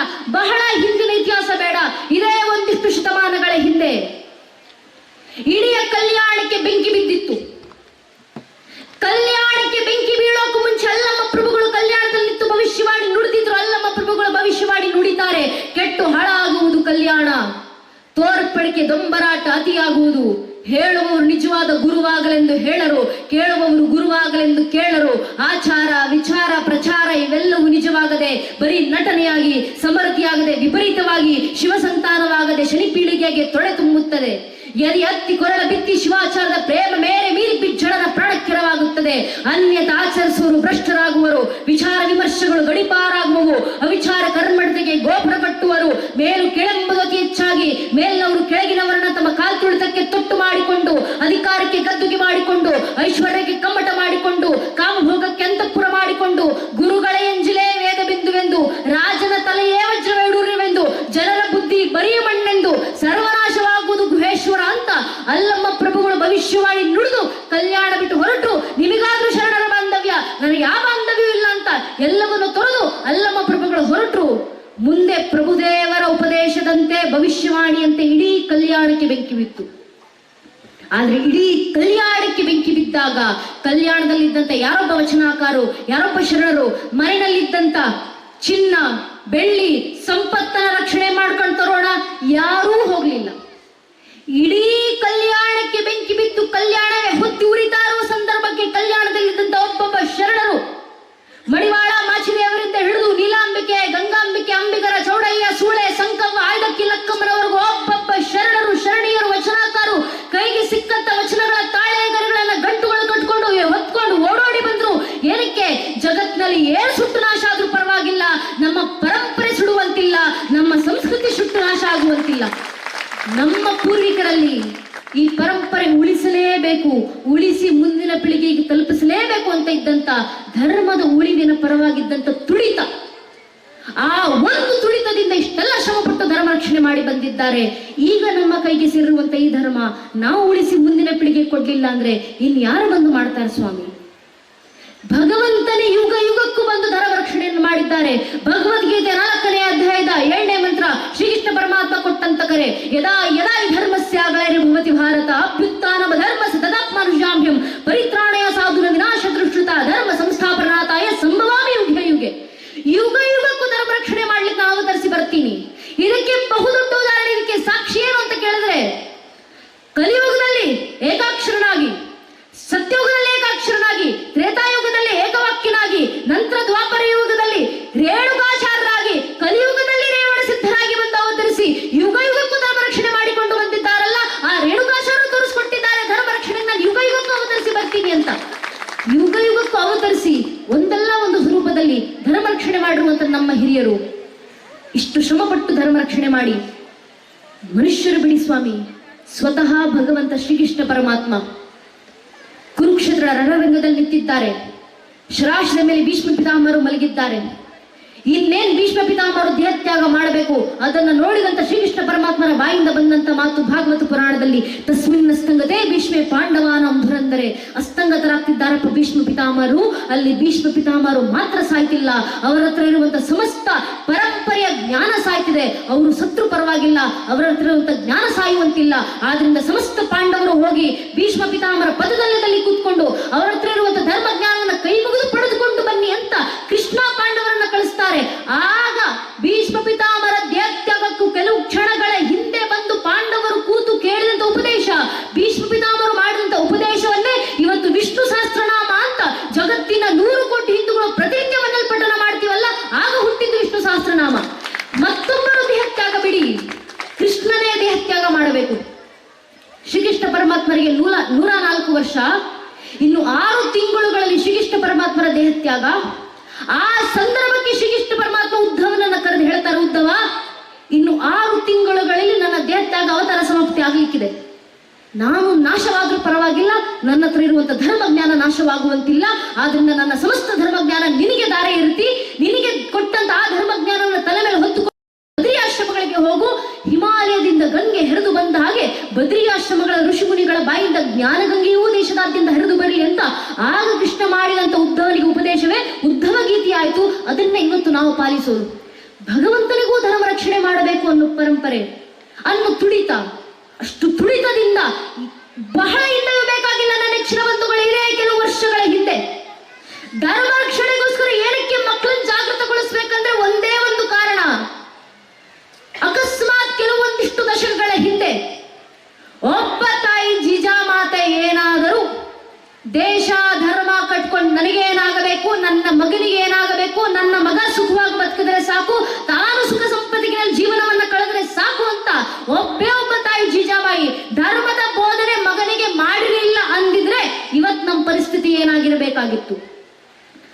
ಉತ್ತರದಲ್ಲಿ ಅದಿಲ್ಶಾಹಿ, ದಕ್ಷಿಣದಲ್ಲಿ ಮೊಘಲಶಾಹಿ, ಆದ್ರೆ ಆಚೆ ಈಚೆ ಇಮಾಮಶಾಹಿ, ಬರದಿಶಾಹಿ, ಕುತುಬ್ಶಾಹಿ, ಅಯೋಧ್ಯೆಯಲ್ಲಿ ನವಾಬ, ಬಂಗಾಳದಲ್ಲಿ ನವಾಬ, ಗೋವಾದಲ್ಲಿ ಪೋರ್ಚುಗೀಸರು, ತಮಿಳುನಾಡಲ್ಲಿ ಡಚ್ಚರು, ಪಕ್ಕದಲ್ಲೇ ಫ್ರೆಂಚರು ಇದ್ದು ಇಡೀ ಜಗತ್ತಿನ ನೂರಾರು ಮತಪಂಥಗಳು ಸನಾತನ ಧರ್ಮವನ್ನು ನಾಶ ಮಾಡಲಿಕ್ಕೆ ಸಿದ್ಧವಾಗಿ ನಿಂತಿದ್ದಾಗ ಒಬ್ಬ ತಾಯಿ ಜೀಜಾಬಾಯಿ ಶಿವನೇರಿಯ ಕೋಟೆಗಳಿಂದ ಛತ್ರಪತಿ ಶಿವಾಜಿ ಮಹಾರಾಜನ ತಯಾರು ಮಾಡಿ ಧರ್ಮ ರಕ್ಷಣೆಗೋಸ್ಕರ ಕಳಿಸಿಕೊಟ್ಟಲ್ಲ.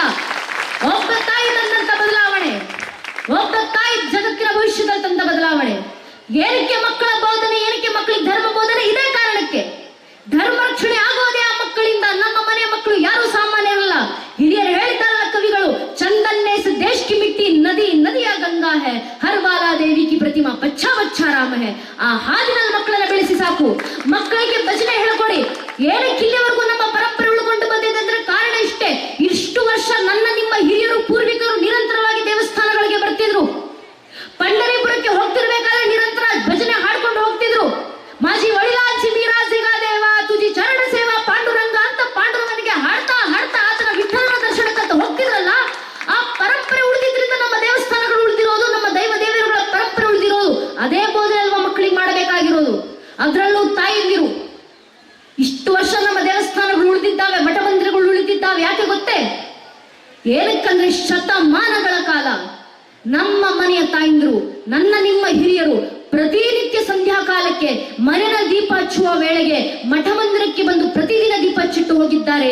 ಏನಕ್ಕಂದ್ರೆ ಆ ತಾಯಿಂದ್ರಿಗೆ ಸ್ಪಷ್ಟವಾಗಿ ತಿಳಿದಿತ್ತು, ನನ್ನ ಮನೆಯಲ್ಲಿ ಒಂದು ದೀಪ ಹಚ್ಚಿದ್ರೆ ನನ್ನ ಮನೆ ಬೆಳಗುತ್ತೆ, ಅದೇ ಒಂದು ಮಠದಲ್ಲಿ ಮಂದಿರದಲ್ಲಿ ಒಂದು ದೀಪ ಹಚ್ಚಿದ್ರೆ ಇಡೀ ಊರು ಬೆಳಗುತ್ತೆ ಅಂತ ಆ ಸತ್ಯ ನಮ್ಮ ತಾಯಿಂದ್ರಿಗೆ ಗೊತ್ತಿದ್ರಿಂದ ಆ ಸತ್ಯದ ಪಾಲನೆ ಮಾಡಿಕೊಂಡು ನಮ್ಮ ತಾಯಿಂದ್ರು ಪ್ರತಿನಿತ್ಯ ದೇವಸ್ಥಾನಗಳಿಗೆ ಬರ್ತಿದ್ರು, ಮಠ ಮಂದಿರಗಳಿಗೆ ಬರ್ತಿದ್ರು. ತಾವು ಮಾತ್ರ ಬರೋದಲ್ಲ. ಏನಕ್ಕೆ ಧರ್ಮಸಭೆಗೆ ತಾಯಿ ಬರ್ಬೇಕಂದ್ರೆ ಇದೇ ಕಾರಣಕ್ಕೆ. ಗಂಡು ಮಕ್ಕಳು ಕಾರ್ಯಕ್ರಮಕ್ಕೆ ಬಂದ್ರೆ ಅವ್ರು ಮಾತ್ರ ಬರ್ತಾರೆ, ಕಾರ್ಯಕ್ರಮ ನೋಡಿ ಹೋಗ್ತಾರೆ. ಅದೇ ಒಬ್ಬ ತಾಯಿ ಧರ್ಮಸಭೆಗೆ ಬಂದ್ರೆ ತಾಯಿ ಮಾತ್ರ ಬರೋದಿಲ್ಲ, ತನ್ನ ಮನೆ ಮಕ್ಕಳನ್ನ ಕರ್ಕೊ ಬರ್ತಾರೆ, ಕುಟುಂಬಸ್ಥರನ್ನು ಕರ್ಕೊ ಬರ್ತಾರೆ. ಇಡೀ ಮನೆತನವನ್ನ ಕರ್ಕೊಂಡು ಬಂದು ಧರ್ಮಸಭೆಯಲ್ಲಿ ಕೂರಿಸಿ ಮುಂದೆ ಹಿರಿಯರು ಆಡ್ಲಿಕ್ಕಿರುವಂತ ಮಾತನ್ನ ಕೇಳಿಸ್ಕೊಳ್ಳಿ ಅಂತ ಅವ್ರನ್ನ ಕೂರಿಸ್ತಾರಲ್ಲ. ಅದಕ್ಕೆ ತಾಯಿಂದ್ರಿಂದ ಧರ್ಮ ರಕ್ಷಣೆ ಆಗಿರೋದು ಅಂತ ಹೇಳೋದು ನಾವು.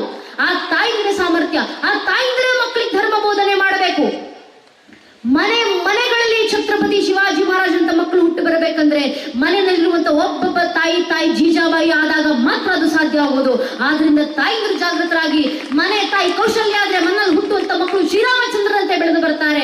ಮನೆಯ ಹೆಣ್ಣು ಮಕ್ಕಳು ಸೀತಾ ಮಾತೆ ಆದರ್ಶದಲ್ಲಿ ಬದುಕ್ತಾರೆ. ತಾಯಿಯೇ ಜಾಗೃತರಾಗಬೇಕು. ಆ ತಾಯಿ ಒಮ್ಮೆ ಜಾಗೃತರಾಗಿ ಮಕ್ಕಳಿಗೆ ಧರ್ಮ ಬೋಧನೆ, ಮಕ್ಕಳು ಧರ್ಮವನ್ನು ಧರಿಸಿ ನಡೆಯೋದು. ನಮ್ಮ ದೌರ್ಭಾಗ್ಯ ಧರ್ಮ ಧರಿಸಿ ನೋಡೋದು ಬಿಡಿ, ಧರ್ಮದ ಸಂಕೇತ ಧರಿಸೋದು ಕೂಡ ನಮ್ಮ ಹೆಣ್ಮಕ್ಳು ಮರ್ತಿದ್ದಾರೆ. ಧರ್ಮ ಸಂಕೇತ ಕಾರ್ಯಕ್ರಮದಲ್ಲಿ ಬರಬೇಕಾದ್ರೆ ನಿಮ್ಮ ಮಡಿ ತುಂಬಿಸಲಾಯಿತು, ನಿಮ್ಮೆಲ್ಲರೂ ಕೂಡ ಅರಿಶಿನ ಕುಂಕುಮವನ್ನ ಕೊಡಲಾಯಿತು. ಕೆನ್ನೆಗೆ ಅರಿಶಿನವನ್ನು ಬೆಳೆದಿದ್ದಾರೆ, ಹಣೆಗೆ ಕುಂಕುಮ ಇಟ್ಟಿದ್ದಾರೆ. ಕೆಲವೊಂದಿಷ್ಟು ಜನ ಹೆಣ್ಮಕ್ಳು ಹೇಳಿದ ಮಾತು, ಜಾಸ್ತಿ ಹಚ್ಚಬೇಡಿ ಕೆನ್ನೆಗೆ ಅರಿಶಿನ, ಚುರೇ ಚುರಚ್ಚಿ, ದಪ್ಪದ ಕುಂಕುಮ ಇಡಬೇಡಿ, ಸಣ್ಣದಾಗ ಒಂದು ಕುಂಕುಮ ಇಡಿ. ಬೇರೆಯವ್ರು ಇಡ್ಲಿಕ್ಕೆ ಬಂದ್ರೆ ಇಲ್ಲ ನೀವು ಇಡಬೇಡಿ, ನಾನೇ ಇಷ್ಟು ಬಟ್ಟು ಇಟ್ಕೊಳ್ಳೋದು ಹಣೆಗೆ. ಕನಿಷ್ಠ ಪಕ್ಷ ನಮ್ಮ ಪುಣ್ಯಕ್ಕೆ ದೇವಸ್ಥಾನಕ್ಕೆ ಬಂದಾಗಲಾದ್ರೂ ಕುಂಕುಮ ಹಚ್ತಾರೆ. ಮಣ್ಣಲ್ಲಿದ್ರೆ ಆ ಕುಂಕುಮವೂ ಇಲ್ಲ ಹಣೆಗೆ. ಸಣ್ಣದಾಗೊಂದು ಬಟ್ಟು, ಅದು ಕುಂಕುಮ ಅಲ್ಲ, ಕಪ್ಪದಾಗ ಯಾವುದೋ ಒಂದು ಬಟ್ಟು ಹಣೆಗೆ. ಮತ್ತೆ ಏನಕ್ಕೆ ಹಿಡಿದು ಕಾಟಾಚಾರಕ್ಕೆ ಹಣೆಗೆ ಬಟ್ಟಿಡ್ಲಿಲ್ಲ ಅಂದ್ರೆ ಮಣ್ಣಲ್ಲಿ ಅಪ್ಪ ಅಮ್ಮ ಬೈತಾರಲ್ಲ ಅನ್ನೋ ಕಾಟಾಚಾರಕ್ಕೆ ಹಣೆಗೊಂದು ಸಣ್ಣ ಬಟ್ಟು. ಸ್ವಲ್ಪ ದೂರದಿಂದ ನಿಂತು ನೋಡಿದ್ರೆ ಹಣೆಗೆ ಏನಾದ್ರು ಇಟ್ಟಿದ್ದಾರೆ ಇಲ್ವಾ ಅನ್ನೋದು ಕೂಡ ಕಣ್ಣಿಗೆ ಕಾಣಿಸೋದಿಲ್ಲ ನಮಗೆ. ಅದೇ ಮನೇಲಿ ಹಿರಿಯರನ್ನ ನೋಡಿ, ಅಜ್ಜಿ ಇರ್ತಾರೆ, ವೃದ್ಧರಿರ್ತಾರೆ, ಅವರ ಹಣೆ ಗಮನಿಸಿ, ಹಣೆ ದಪ್ಪದ ಕುಂಕುಮ ಇಟ್ಟಿರ್ತಾರೆ, ಅವರ ಕೆನ್ನೆನಲ್ಲಿ ಅರಿಶಿನ ಇರುತ್ತೆ, ಅವರ ಹಣೆ ತುಂಬ ವಿಭೂತಿ, ಗಂಧ, ಚಂದನ, ಭಂಡಾರ ಏನೋ ಒಂದು ಅವರ ಹಣೆಯಲ್ಲಿ ವಿಜೃಂಭಿಸ್ತಿರುತ್ತೆ. ನೀವು ಎಷ್ಟು ದೂರದಿಂದ ನಿಂತು ನೋಡಿದ್ರೆ ಅವರ ಹಣೆಯಲ್ಲಿರುವಂತ ಆ ಕುಂಕುಮದ ತೇಜಸ್ ಕಣ್ಣಿತ್ತಾಗುತ್ತೆ. ನಮ್ಮ ಹೆಣ್ಮಕ್ಳು ಈಗಿನ ಪೀಳಿಗೆ, ನನ್ನ ವಯಸ್ಸಿನ ಹೆಣ್ಮಕ್ಳು ಏನಕ್ಕಾಶ ಆ ರೀತಿ ಹಣೆ ಕುಂಕುಮ ಇಡೋದಿಲ್ಲ ಅಂದ್ರೆ ತಪ್ಪು ನಮ್ಮನೆ ಹೆಣ್ಮಕ್ಳು ಅಲ್ಲವೇ ಅಲ್ಲ. ಏನ ಕಣ್ಣಿಗೆ ಕಾಣೋ ರೀತಿ ನಾನು ಹಣೆ ಕುಂಕುಮ ಇಡಬೇಕು ಅಂತ ಹೇಳ್ಕೊಡದೆ ಇರುವಂತ ಮನೆ ಹಿರಿಯರ ತಪ್ಪು, ಮನೆ ಪೋಷಕರ ತಪ್ಪು. ನಮ್ಮ ಮಕ್ಕಳಿಗೆ ನಾವು ಹೇಳ್ಕೊಡ್ಬೇಕು, ಏನಕ್ಕೆ ಹಣೆ ಕುಂಕುಮ ಇಡಬೇಕಮ್ಮ, ಕಾಟಾಚಾರಕ್ಕಲ್ಲ. ಮಾರ್ಕಂಡ ಋಷಿಮನುಗಳು ದೇವಿ ಪುರಾಣದಲ್ಲಿ ಬರೆದ ಹೇಳ್ತಾರೆ, ಶುಂಭಾರಿ ಶುಂಭ ಎಂಬ ಇಬ್ಬರು ರಾಕ್ಷಸರು ತಾಯಿ ಜಗನ್ಮಾತೆಯನ್ನ ಕೆಟ್ಟ ದೃಷ್ಟಿಯಿಂದ ನೋಡಿದಾಗ ತಾಯಿ ಜಗನ್ಮಾತೆ ಕ್ರೋಧಿತರಾಗಿ ಶಾಪವಿವತಾರನ ತಾಳಿ ನಿಂತು ಶುಂಭರಿ ಶುಂಭ ರಾಕ್ಷಸರ ಸಂಹಾರವನ್ನ ಮಾಡಿ ಆ ರಾಕ್ಷಸರ ರಕ್ತವನ್ನು ತೆಗೆದು ತಾಯಿ ಜಗನ್ಮಾತೆ ತನ್ನ ಹಣೆಗಚ್ಕೊಂಡ್ರಂತೆ. ಅದರ ಸಂಕೇತವಾಗಿ ನಮ್ಮ ಹೆಣ್ಣುಮಕ್ಕಳು ಹಣೆ ಕುಂಕುಮ ಇಡ್ತಾರೆ. ಏನಕ್ಕೆ? ಎದುರಿಗೆ ಬರುವಂತ ಗಂಡಸಿಗೆ ಎಚ್ಚರಿಕೆಯನ್ನ ನೀಡಲಿಕ್ಕೆ. ಒಂದು, ನಿನ್ನನ್ನ ತಾಯಿ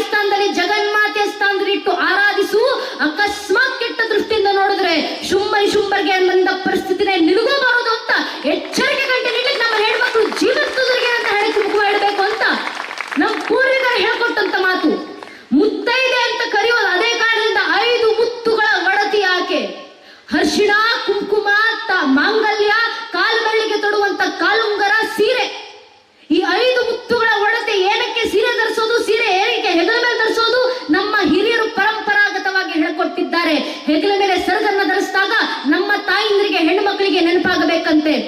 ನನ್ನ ಮಾನ ಮರ್ಯಾದೆ ಮಾತ್ರ ನನ್ನ ಹೆಗಲ ಮೇಲೆ ಹೊತ್ಕೊಂಡು ಓಡಾಡ್ತಿಲ್ಲ, ನನ್ನ ಇಡೀ ಮನೆತನದ ಕುಲದ ಮಾನ ಮರ್ಯಾದೆನ ಹೆಗಲ ಮೇಲೆ ಹೊತ್ಕೊಂಡು ಓಡಾಡ್ತಿದ್ದೀನಿ ಅಂತ ನಮ್ಮ ಹೆಣ್ಮಕ್ಳಿಗೆ ಗೊತ್ತಾಗಬೇಕು ಅನ್ನೋ ಕಾರಣದಿಂದ ಹೆಗಲ ಮೇಲೆ ಹೆಮ್ಮೆಯಿಂದ ಸೆರಗನ್ನ ತೊಡ್ಕೊಂಡು ಓಡಾಡಿ ಅಂತ ನಮ್ಮ ಹಿರಿಯರು ಹಾಕಿಕೊಟ್ಟದಂತ ಪರಂಪರೆ. ನಿಮ್ಮ ಮಡಲಿಗೆ ನಾವು ಹಾಕಿದಂತ ಅರಿಶಿಣ ಕುಂಕುಮ ಎಲ್ಲವನ್ನು ತಾಯಿಗೆ ಇಡುವಂತ ಪರಂಪರೆ ಅದು ನಮ್ಮದು. ಹರಿದ್ರ ರಂಜಿತ ದಿವ್ಯ ಸುಖ ಸೌಭಾಗ್ಯ ಸಂಪದ ಅತಸ್ವಾಂ ಪೂಜದಿಶ್ಯಾಮಿ ಗೃಹಾಣ ಪರಮೇಶ್ವರಿ ಅಂತ ತಾಯಿಗೆ ಅರಿಶಿಣವನ್ನ ಕೊಡ್ತೀವಿ. ಕುಂಕುಮ ಸರ್ವ ಸೌಭಾಗ್ಯ ಸೂಚಕಂ ಫಲಭೂಷಣಂ ಸ್ವೀಕೃಷಂ ಜಗನ್ಮಾತಾ ಜಪಕುಸುಮ ಭಾಸುರಂ ಅಂತ ತಾಯಿಗೆ ಕುಂಕುಮವನ್ನ ಅರ್ಪಿಸ್ತೀವಿ. ತಾಯಿಗೆ ಇಟ್ಟಂತ ಎಲ್ಲವನ್ನು ಕೂಡ ನಮ್ಮ ತಾಯಿದ್ರ ಮಡಿಲಿಗೆ ಹಾಕ್ತೀವಿ. ಏನಕ್ಕೆ? ತಾಯಿಗೆ ನೆನಪಿಸ್ಲಿಕ್ಕೆ. ತಾಯಿ ನಿನ್ನ ಹುಳಿ ತುಂಬಬೇಕಾದ್ರೆ ನಿನ್ನ ಮಡಿಲಿಗೆ ಅರಿಶಿಣ ಕುಂಕುಮವನ್ನ ಮಾತ್ರ ಹಾಕ್ತಿಲ್ಲ ತಾಯಿ, ಆ ಅರಿಶಿಣ ಕುಂಕುಮದ ಪ್ರತೀಕವಾಗಿರುವಂತ ಇಡೀ ಸನಾತನ ಧರ್ಮ ಭಾರತೀಯ ಪರಂಪರೆನ ನಿನ್ನ ಮಡಿಲಿಗೆ ಇಟ್ಟಿದ್ದೀವಿ, ಅದನ್ನ ರಕ್ಷಣೆ ಮಾಡ್ಕೊಂಡು ನೋಡ್ಕೊಳ್ಳಮ್ಮ ಅಂತ ತಾಯಿ ಹತ್ರ ಇಡುವಂತ ಬೇಡಿಕೆ ನಾವು. ಅದಕ್ಕೆ ನಿಮ್ಮ ಮಡಿಲನ್ನ ತುಂಬೋದು, ಇಡೀ ಪರಂಪರೆ ನಿಮ್ಮ ಮಡಿಲಿಗೆ ಹಾಕಿದ್ದೀವಿ. ದಯವಿಟ್ಟು ಅದನ್ನ ಜಾಗೃತವಾಗಿ ನಡೆಸ್ಕೊಂಡು ಹೋಗಿ. ಆ ತಾಯಿ ಜಾಗೃತಳಾದ್ರೆ, ಆ ತಾಯಿ ಮನೆಯಲ್ಲಿರುವಂತ ತಾಯಿದ್ರು ಒಮ್ಮೆ ಧರ್ಮ ಬೋಧನೆ ಮಾಡ್ಲಿಕ್ಕೆ ಶುರು ಮಾಡಿದ್ರೆ ಸಾಕು, ಧರ್ಮ ಜಾಗೃತಿ ಆಗುತ್ತೆ. ಮತ್ ಮನೆಯಲ್ಲಿರುವಂತ ಹೆಣ್ಮಕ್ಳು ಮಾತ್ರ ಅಲ್ಲ, ಮನೇಲಿ ಹೆಣ್ಮಕ್ಳಾಗ್ಲಿ ಗಂಡು ಮಕ್ಕಳಾಗ್ಲಿ, ನಮ್ಮ ಪರಂಪರೆಯಲ್ಲಿ ಹುಟ್ಟಿರುವಂತ ಒಬ್ಬೊಬ್ಬ ವ್ಯಕ್ತಿ ಕೂಡ ಹಣೆಗೆ ಕಣ್ಣಿಗೆ ಕಾಣಿಸೋ ರೀತಿಯಲ್ಲಿ ಕುಂಕುಮ, ತಿಲಕ, ವಿಭೂತಿ, ಭಂಡಾರ, ಗಂಧ, ಚಂದನ ಏನೋ ಒಂದು ಹಣೆಗಿಟ್ಕೊಂಡು ತಿರುಗಾಡ್ಲೇಬೇಕು. ಏನಕ್ಕಂದ್ರೆ ಅದೊಂದು ಸಂಕೇತ. ಕವಿಗಳು ಹೇಳ್ತಾರಲ್ಲ, ये है देखो राजपुताना नाज से तलवारों पे, इसने अपना जीवन काटा भर्जी तीर कटारों पे, कूद बड़ी थी हजारों पद्मिनी अंगारों पे, इस मिट्टी का कण कण गहरा कुर्बानी की गाता, इस मिट्टी से तिलक करो ये धरती है बलिदानों के ಅಂತ ಕವಿಗಳು ಹೇಳಿದಂತ ಮಾತು ನಮ್ಮ ಮೇಲಾದಂತ ಸಾವಿರಾರು ವರ್ಷಗಳ ದಾಳಿಯ ನಂತರವೂ, ನೂರಾರು ಜನಾಂಗಗಳ ಆಕ್ರಮಣಗಳ ನಂತರವೂ, ಅಸಂಖ್ಯ ಕಷ್ಟ ನಷ್ಟಗಳ ನಡುವೆಯೂ ಇವತ್ತಿಗೂ ತಲೆ ಎತ್ತಿ ತಲುವೆತ್ತಿ ನಿಂತಿರುವಂತ, ಮೃತ್ಯುವನ್ನು ಮಡಿಸಿ ಬದುಕ್ತಿರುವಂತ ಮೃತ್ಯುಂಜಯ ಸನಾತನ ಹಿಂದೂ ಪರಂಪರೆ, ಕ್ಷತ್ರಿಯ ಪರಂಪರೆ ಸಂಕೇತ ಕುಂಕುಮ. ಅದರಿಂದ ಹಣೆಗೆ ಸ್ವಾಭಿಮಾನದಿಂದ ಕುಂಕುಮ ಇಡಿ. ಇದು ನಮ್ಮ ಸ್ವಾಭಿಮಾನದ ಸಂಕೇತ. ಹಿಂದೂಗಳ ಪರಂಪರೆ ಯಾವುದು, ಪರಿಚಯ ಯಾವುದು, ಸ್ವಾಭಿಮಾನ ಯಾವುದು? ಪೂಜನೆ ಅಟಲ್ ಬಿಹಾರಿ ವಾಜಪೇಯಿಯವರು ಹೇಳಿದ್ರು ನಮಗೆ ಹಿಂದೂಗಳ ಸ್ವಾಭಿಮಾನದ ಪರಿಚಯ. ವಾಜಪೇಯಿಯವರು ಬರೀತಾರಲ್ಲ, मैं शंकर का वह क्रोधा ललकर सकता जुगो को क्षार क्षार, मैं डमरू का वह प्रलयंकार ध्वनि जिसमें नचता भीषण संहार, मैं माँ दुर्गा का और मत्तहास, मैं माँ काली का शस्त्राभ्यास, मैं यम की प्रलयंकारी पुकार, अगर अंतरतम की अग्नि से जगती में आग लगा दूं मैं, यदि ददकुट जड़ सलंबर जड़ चेतन तो कैसा विस्मय, हिंदू तन मन हिंदू जीवन रग रग हिंदू मेरा परिचय ಅಂತ ಅಟಲ್ ಬಿಹಾರಿ ವಾಜಪೇಯಿ ಅವರು ಹಾಕಿಕೊಟ್ಟಂತ ಸ್ವಾಭಿಮಾನದ ಪರಿಚಯ. ಆ ಗುರುತು ನಮ್ಮದು. ಇಂಥ ಸ್ವಾಭಿಮಾನ ನಾವೇ ಧರಿಸಬೇಕು. ಅದರಲ್ಲೂ ನಮ್ಮ ಪರಂಪರೆ ಹೆಣ್ಮಕ್ಳು ಧರಿಸಬೇಕು. ಯಾಕೆ ಗೊತ್ತೇ? ನಮ್ಮ ಪರಂಪರೆನಲ್ಲಿ ಹುಟ್ಟಿದ್ದೀವಿ ಇರೋದಕ್ಕೆ ನಮಗೆ ಏನಕ್ಕೆ ಸ್ವಾಭಿಮಾನ ಅಂದ್ರೆ ಕಾರಣ ಇಷ್ಟೇ. ನೀವು ಯಾವತ್ತಾದ್ರೂ ಜಗತ್ತಿನ ಇತಿಹಾಸವನ್ನ ಗಮನಿಸಿ ನೋಡಿ, ಇತಿಹಾಸದ ಪುಟಗಳನ್ನ ತಿರುಗಿ ಹಾಕಿ ನೋಡಿ. ನಾನು ಈ ಕ್ಷಣ ನಿಮ್ಮ ಮುಂದೆ ನಿಂತು ಇತಿಹಾಸದಲ್ಲಿದ್ದಂತ ಬ್ರಿಟಿಷರ ರಾಣಿ ಹೇಗಿದ್ರು ಅಂದ ಕೂಡಲೇ ನನ್ನ ಕಣ್ಮುಂದೆ ಒಂದು ಭಾವಚಿತ್ರ ಬರುತ್ತೆ. ಅಲಂಕಾರ ಮಾಡಿಕೊಂಡು ತನ್ನ ಅರಮನೆಯಲ್ಲಿ ಕೂತಿರುವಂತ ಒಬ್ಬ ಹೆಣ್ಮಗಳ ಭಾವಚಿತ್ರ ಬರ್ಬೋದು. ನಾನು ಈ ಕ್ಷಣ ನಿಮ್ಮ ಮುಂದೆ ಮೊಘಲ ರಾಣಿಯರನ್ನ ನೆನಪಿಸ್ಕೊಳ್ಳಿ ಅಂದ್ರೆ ಯಾವ ಭಾವಚಿತ್ರ ಕಣ್ಮುಂದೆ ಬರುತ್ತೆ? ಕೈಯಲ್ಲೊಂದು ಗುಲಾಬಿ ಹಿಡ್ಕೊಂಡು, ವಜ್ರ ವೈಡೂರ್ಯ ತೊಟ್ಟು, ಶೃಂಗಾರ ಮಾಡಿ ಅಲಂಕಾರ ಮಾಡಿಕೊಂಡು ತನ್ನ ಅಂತಃಪುರ ಅರಮನೆಗೆ ಸೀಮಿತವಾಗಿರುವಂತ ಹೆಣ್ಣು ಮಗಳ ಭಾವಚಿತ್ರ ಕಣ್ಮುಂದೆ ನೆನಪಿಗೆ ಬರ್ಬೋದು. ಅದೇ ನಾನು ಈ ಕ್ಷಣ ಒಮ್ಮೆ ಹಿಂದೂ ಪರಂಪರೆ ರಾಣಿಯರನ್ನ, ಭಾರತದ ರಾಣಿಯರನ್ನ ನೆನಪಿಸ್ಕೊಳ್ಳಿ ಅಂದ್ರೆ ನಮ್ಮ ಕಣ್ಣು ಮುಂದೆ ಅಲಂಕಾರ ಮಾಡಿಕೊಂಡು ಅರಮನೆಗೆ ಸೀಮಿತವಾಗಿರುವಂತಹ ಹೆಣ್ಣು ಮಕ್ಕಳ ನೆನಪಾಗೋದಿಲ್ಲ. ಬದಲಿಗೆ ಕಚ್ಚೆ ಸೀರೆ ತೊಟ್ಟು ಕೈಲಿ ಬಿಚ್ಚುಗತ್ತಿ ಹಿಡಿದು ಟಾಕರೆಯ ಕತ್ತನ್ನ ಕತ್ತರಿಸಿದ ನಗಸಿ ಬಾಗಿಲು ತನ್ನೇ ತಾಕಿ ತಾಕತ್ತಿದ್ರೆ ನನ್ನ ವಿರುದ್ಧ ಯುದ್ಧಕ್ಕೆ ಬನ್ನಿ ಅಂತ ಬ್ರಿಟಿಷರ ವಿರುದ್ಧ ಗರ್ಜಿಸಿದಂತ ಕಿತ್ತೂರಿನ ರಾಣಿ ಚೆನ್ನಮ್ಮನಂತ ಹೆಣ್ಣುಮಕ್ಕಳು ನಮಗೆ ನೆನಪಾಗ್ತಾರೆ. ಕಾರಣ ಈ ಪರಂಪರೆನ ನಾವು ಹೆಣ್ಣು ಮಕ್ಕಳನ್ನ ಪೂಜಿಸಿದ ರೀತಿ ಅಂತದ್ದು, ಬೆಳೆಸಿದಂತ ಪರಂಪರೆ ಅಂತದ್ದು. ಕ್ಷಾತ್ರ ಪರಂಪರೆಯಲ್ಲಿ ಮಾತ್ರ ಅಲ್ಲ, ಆಧ್ಯಾತ್ಮಿಕ ಪರಂಪರೆಯಲ್ಲೂ ಕೂಡ 20 ವರ್ಷ ಅರಿಯದ ಹೆಣ್ಣು ಮಗಳೊಬ್ಬಳು ಅಕ್ಕ ಮಹಾದೇವಿ ತಾನು ಮದುವೆ ಆದಂತ ಪತಿಯನ್ನು ಬಿಟ್ಟು ತೊಟ್ಟ ಬಟ್ಟೆಯನ್ನು ಕೂಡ ಕಳಿಸಿ ಬಂದು ಶೂನ್ಯ ಪೀಠದ ಮುಂದೆ ಅನುಭವ ಮಂಟಪದಲ್ಲಿ ಬಂದು ನಿಂತಾಗ ಅಲ್ಲಮ್ಮ ಪ್ರಭುಗಳು ಅಕ್ಕ ಮಹಾದೇವಿಗೆ ಮಾಡಿದಂತ ಮೊಟ್ಟ ಮೊದಲ ಪ್ರಶ್ನೆ, ನಿನ್ನ ಪತಿಯ ಕುರುವೇನು ತಾಯಿ? ನಿನ್ನ ಪತಿಯ ಹೆಸರೇನಮ್ಮ? ಏನು ಉತ್ತರ ಕೊಡಬೇಕು ಅಕ್ಕ ಮಹಾದೇವಿ? ಆಗ ತಾನೇ ತನ್ನ ಮದುವೆ ಆದಂತ ಗಂಡನನ್ನ ಬಿಟ್ಟು ಬಂದಿದ್ದಾರೆ, ತೊಟ್ಟ ಬಟ್ಟೆಯನ್ನು ಕೂಡ ಕಳಿಸಿ ಬಂದು ದಿಗಂಬರ ರೀತಿಯಲ್ಲಿ ಬೆತ್ತ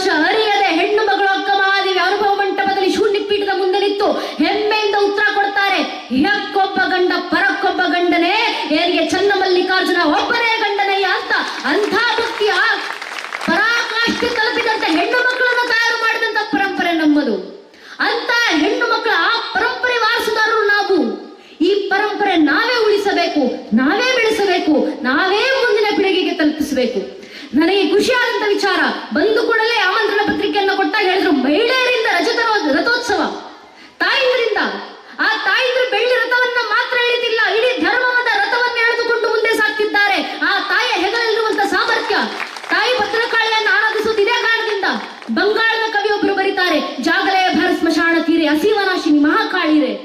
ಇಡೀ ಭಾರತೀಯ ಪರಂಪರೆ ಸ್ಮಶಾನದ ಅಂತ್ಯಕ್ಕೆ ಬಂದು ತಲುಪಿ ನಿಂತ ಸಂದರ್ಭದಲ್ಲಿ ದುಷ್ಟರನ್ನ ನಾಶ ಮಾಡಿ ಶಿಷ್ಟರನ್ನು ರಕ್ಷಿಸಲಿಕ್ಕೆ ಯಾರು ಎದ್ದು ಬರ್ತಾರೆ? ತಾಯಿ ಭದ್ರಕಾಳಿ ಎದ್ದು ಬರ್ತಾಳೆ ಅಂತ ಆ ಬಂಗಾಳದ ಕವಿ ಹೇಳಿದಂತ ಮಾತು ಇವತ್ತು ಜೀವಂತ ಸಾಕ್ಷಿಯಾಗಿ ನಾವು ಕಣ್ಣು ತುಂಬಿಸ್ಕೊಳ್ತಾ ಇದ್ದೀವಿ.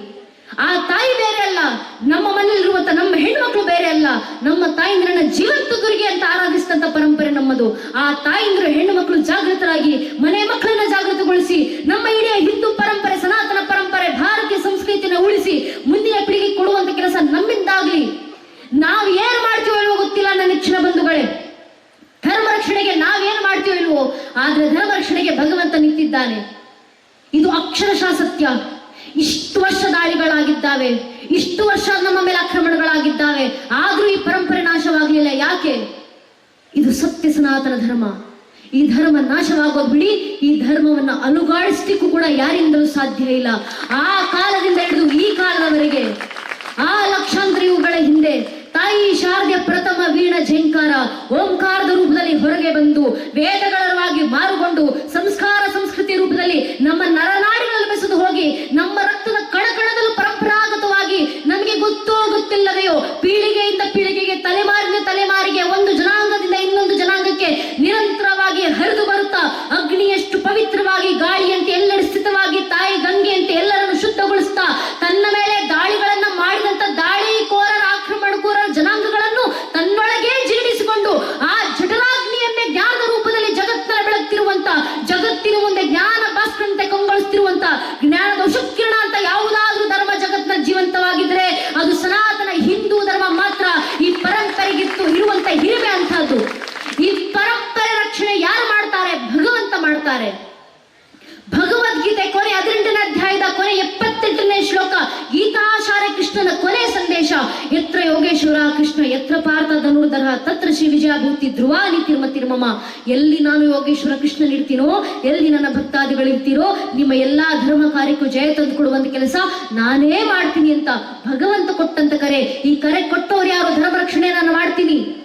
ಸಾಮಾನ್ಯರಲ್ಲ, ಭಗವಂತ ಹೇಳಿದಂತ ಮಾತು. ಒಂದೊಂದು ಜಗತ್ತಿನ ಗ್ರಂಥಗಳನ್ನು ಒಬ್ಬೊಬ್ಬರು ಬರೆದಿದ್ದಾರೆ, ಸಾಹಿತಿಗಳು ಬರೆದಿದ್ದಾರೆ, ಲೇಖಕರು ಬರೆದಿದ್ದಾರೆ. ಭಗವದ್ಗೀತೆ ಬರೆದಿದ್ದು ಮನುಷ್ಯ ಅಲ್ಲ ನನ್ನ ನೆಚ್ಚಿನ ಬಂಧುಗಳೇ.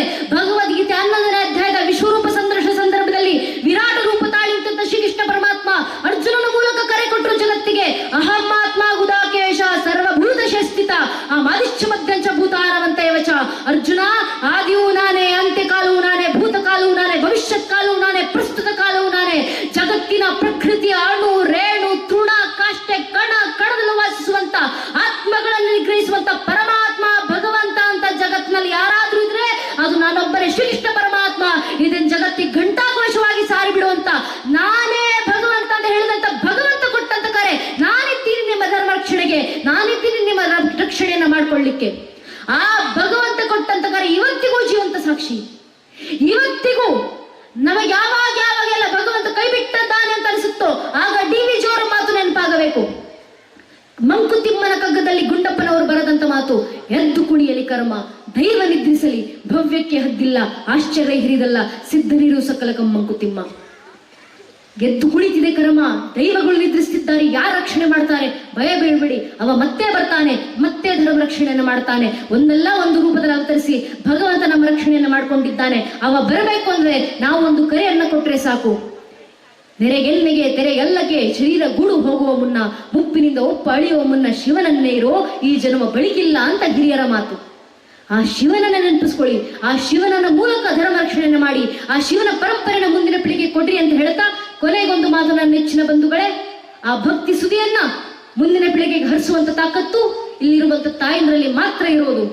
ಆ ಮಕ್ಕಳನ್ನ ಜಾಗೃತಗೊಳಿಸುವಂತ ಕೆಲಸ ಅಂದಿನಿಂದ ಹಿಡಿದು ಇಂದಿನವರೆಗೂ ಆ ಲಕ್ಷ ಯುಗಗಳ ಹಿಂದೆ ಜಗತ್ತಿನಲ್ಲಿ ಹುಟ್ಟಿದಂತ ಪ್ರಥಮ ಪುಸ್ತಕ ಋಗ್ವೇದ. ಆ ಪ್ರಥಮ ಪುಸ್ತಕ ಋಗ್ವೇದದ ಪ್ರಥಮ ಮಂಡಳದ ಪ್ರಥಮ ಸೂಕ್ತದ ಪ್ರಥಮ ಮಂತ್ರ ಅಗ್ನಿಮೀಳೆ ಪುರೋಹಿತ ಯಜ್ಞ ಸದೇವ ಮೃತೃಜಂ ಹೋತಾಹಾರ ಮೃತ ದದಾತಮಂ ಅಂತ ಆ ಋಗ್ವೇದದ ಪ್ರಥಮ ಮಂತ್ರದಿಂದ ಹಿಡಿದು ಇಡೀ ಋಗ್ವೇದದಲ್ಲಿ ಒಟ್ಟು 2,34,000 ಪದಗಳು. ನಮ್ಮ ಮೇಲೆ ಸಾವಿರಾರು ವರ್ಷಗಳು ದಾಳಿಯಾದ ನಂತರವೂ, ನೂರಾರು ಜನಾಂಗಗಳ ಆಕ್ರಮಣಗಳಾದ ನಂತರವೂ, ಇವತ್ತಿಗೂ ಕೂಡ 21ನೇ ಶತಮಾನದಲ್ಲೂ 2025ರಲ್ಲೂ ಒಂದೊಂದು ಧರ್ಮಸಭೆಗೆ ಬಂದ್ರು, ಒಂದೊಂದು ಧರ್ಮಸಭೆನಲ್ಲೂ ಅಷ್ಟೂ ವೇದಗಳನ್ನು ಅದೇ ರೀತಿ ಕಂಠಪಾಠ ಮಾಡಿ ಆ 2,34,000 ಪದಗಳ ವೇದಗಳಲ್ಲಿ ಒಂದೇ ಒಂದು ಪದ ಆಚೆ ಈಚೆ ಆಗದೇ ಇರುವ ಹಾಗೆ ಅಷ್ಟೂ ವೇದಗಳನ್ನು ಅದೇ ರೀತಿ ಸ್ಪಷ್ಟವಾಗಿ ಉಚ್ಚಾರ ಮಾಡುವಂತ ಪ್ರಕ್ರಿಯೆ ಇವತ್ತಿಗೂ ಒಂದೊಂದು ಹಿಂದೂ ಮಠ ಮಂದಿರಗಳಲ್ಲೂ ಒಂದೊಂದು ಧರ್ಮ ಸಭೆಗಳಲ್ಲೂ ವೇದಘೋಷಗಳು ನಡೀತಾವಲ್ಲ.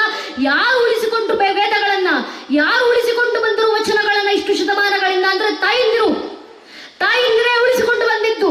ಮನೆ ಮಕ್ಕಳಿಗೆ ಏನ್ ಕಲಿಸಿಕೊಟ್ಟು ಇಲ್ವೋ ವಚನಗಳನ್ನ ಕಲಿಸಿಕೊಟ್ಟಿದ್ದಾರೆ, ಭಜನೆಗಳನ್ನ ಕಲಿಸಿಕೊಟ್ಟಿದ್ದಾರೆ, ದೇವಸ್ಥಾನಕ್ಕೆ ಬಂದಾಗ ಕೈ ಮುಗಿಯುವುದನ್ನ ಕಲಿಸಿಕೊಟ್ಟಿದ್ದಾರೆ. ಆ ತಾಯಿದ್ರು ಉಳಿಸಿಕೊಂಡು ಬಂದಂತ ಪರಂಪರೆ.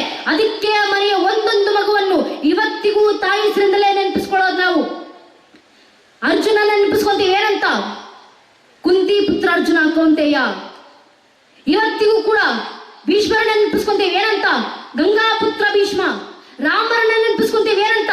ದಶರಥರ ಮಗ ರಾಮ ನೆನಪಾಗ್ತಾರೋ ಇಲ್ವೋ? ಆದ್ರೆ ದಿನಾ ಬೆಳಗ್ಗೆ ತಕ್ಕ ಸುಪ್ರಭಾತ ಆಡ್ತೀವಿ. ಕೌಶಲ್ಯ ಸುಪ್ರಜ ರಾಮ, ಕೌಶಲ್ಯ ಮಗ ರಾಮ ಬೆಳಗಾಯ್ತು ಎದ್ದೇಳಪ್ಪ.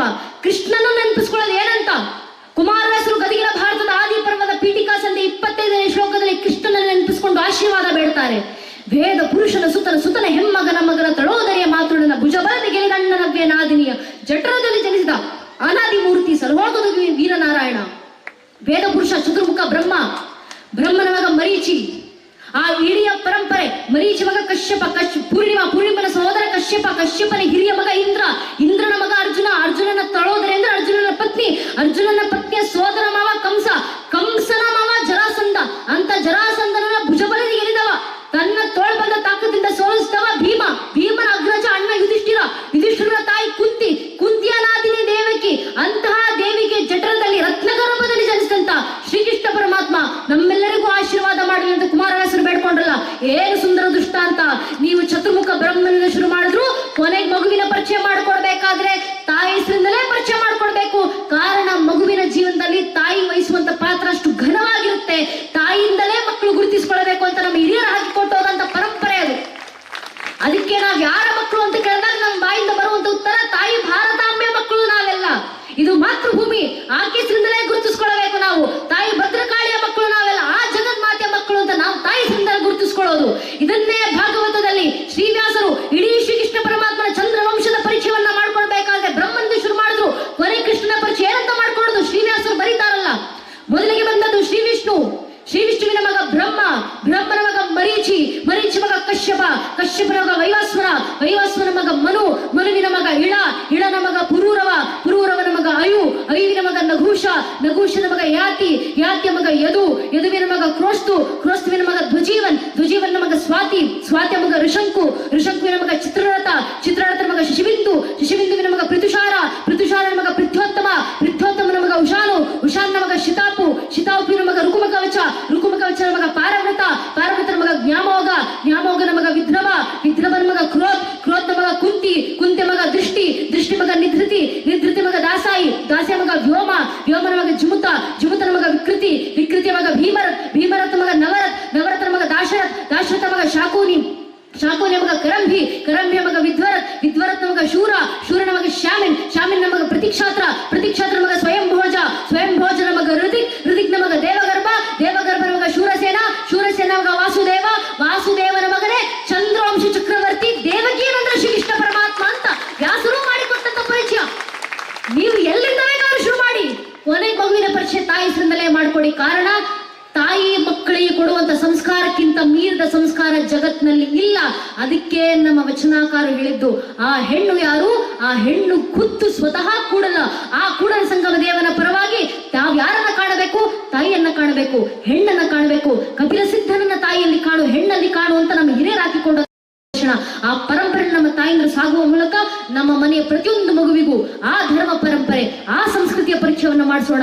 ನಿರಂತರವಾಗಿ ಮಠಮಂದಿರಗಳಿಗೆ ಕರ್ಕೊಂಡು ಬರುವ ಮೂಲಕ ನಮ್ಮ ಮಠಮಂದಿರಗಳ ಪರಂಪರೆಯನ್ನ ಇಷ್ಟೇ ವಿಜೃಂಭಣೆಯಿಂದ ಪಾಲಿಸುವ ಮೂಲಕ ಪರಂಪರೆಯನ್ನು ಬೆಳೆಸೋಣ ಅಂತ ತಮ್ಮಲ್ಲಿ ಕೇಳ್ಕೊಂತ ನಂಗೆರಡು ಮಾತನಾಡ್ಲಿಕ್ಕೆ ಅವಕಾಶ ಮಾಡಿಕೊಟ್ಟಂತ ಎಲ್ಲಾ ಹಿರಿಯರಿಗೆ ಹಾಗೂ ಗುರು ಮಹಾರಾಜು ಶಾರದಾ ಮಾತನ್ನ ಆಡಿಸಿದ ಎರಡು ಮಾತನ್ನು ಕೇಳಿಸಿಕೊಂಡಂತ ದಿವೇತ್ರಿಯರಿಗೆ, ವಿದ್ವತ್ ಗಣ್ಯರಿಗೆ, ಮಾತಾ ಭಗಿನಿಯರಿಗೆ, ದೇಶಭಕ್ತ ಬಾಂಧವರಿಗೆ, ನಮ್ಮನ್ನ ಭಕ್ತಿ ಸುದ್ದಿನಲ್ಲಿ ಮಿಂದೆಣಿಸಿರುವಂತ ಸಂಗೀತ ಬಾಂಧವರಿಗೆ ಹಾಗೂ ಇಡೀ ಕಾರ್ಯಕ್ರಮದಲ್ಲಿ ನಮಗೆ ಸಹಕಾರ ಕೊಟ್ಟಿರುವಂತ ಆರಕ್ಷಕ ಬಂಧುಗಳಿಗೆ, ಪತ್ರಕರ್ತ ಬಾಂಧವರಿಗೆ ಹಾಗೂ ಎಲ್ಲ ಹಿರಿಯರ ಪಾದಗಳಿಗೆ ಮತ್ತೊಮ್ಮೆ ನಾನು ಹಣೆಚ್ಚಿ ನಮಸ್ಕರಿಸ್ತೇನೆ. ಜೈ ಹಿಂದ್, ವಂದೇ ಮಾತರಂ. ಹರಿ ಓಂ ತತ್ಸತ್. ಶ್ರೀರಾಮಕೃಷ್ಣ ಅರ್ಪಣಮಸ್ತು.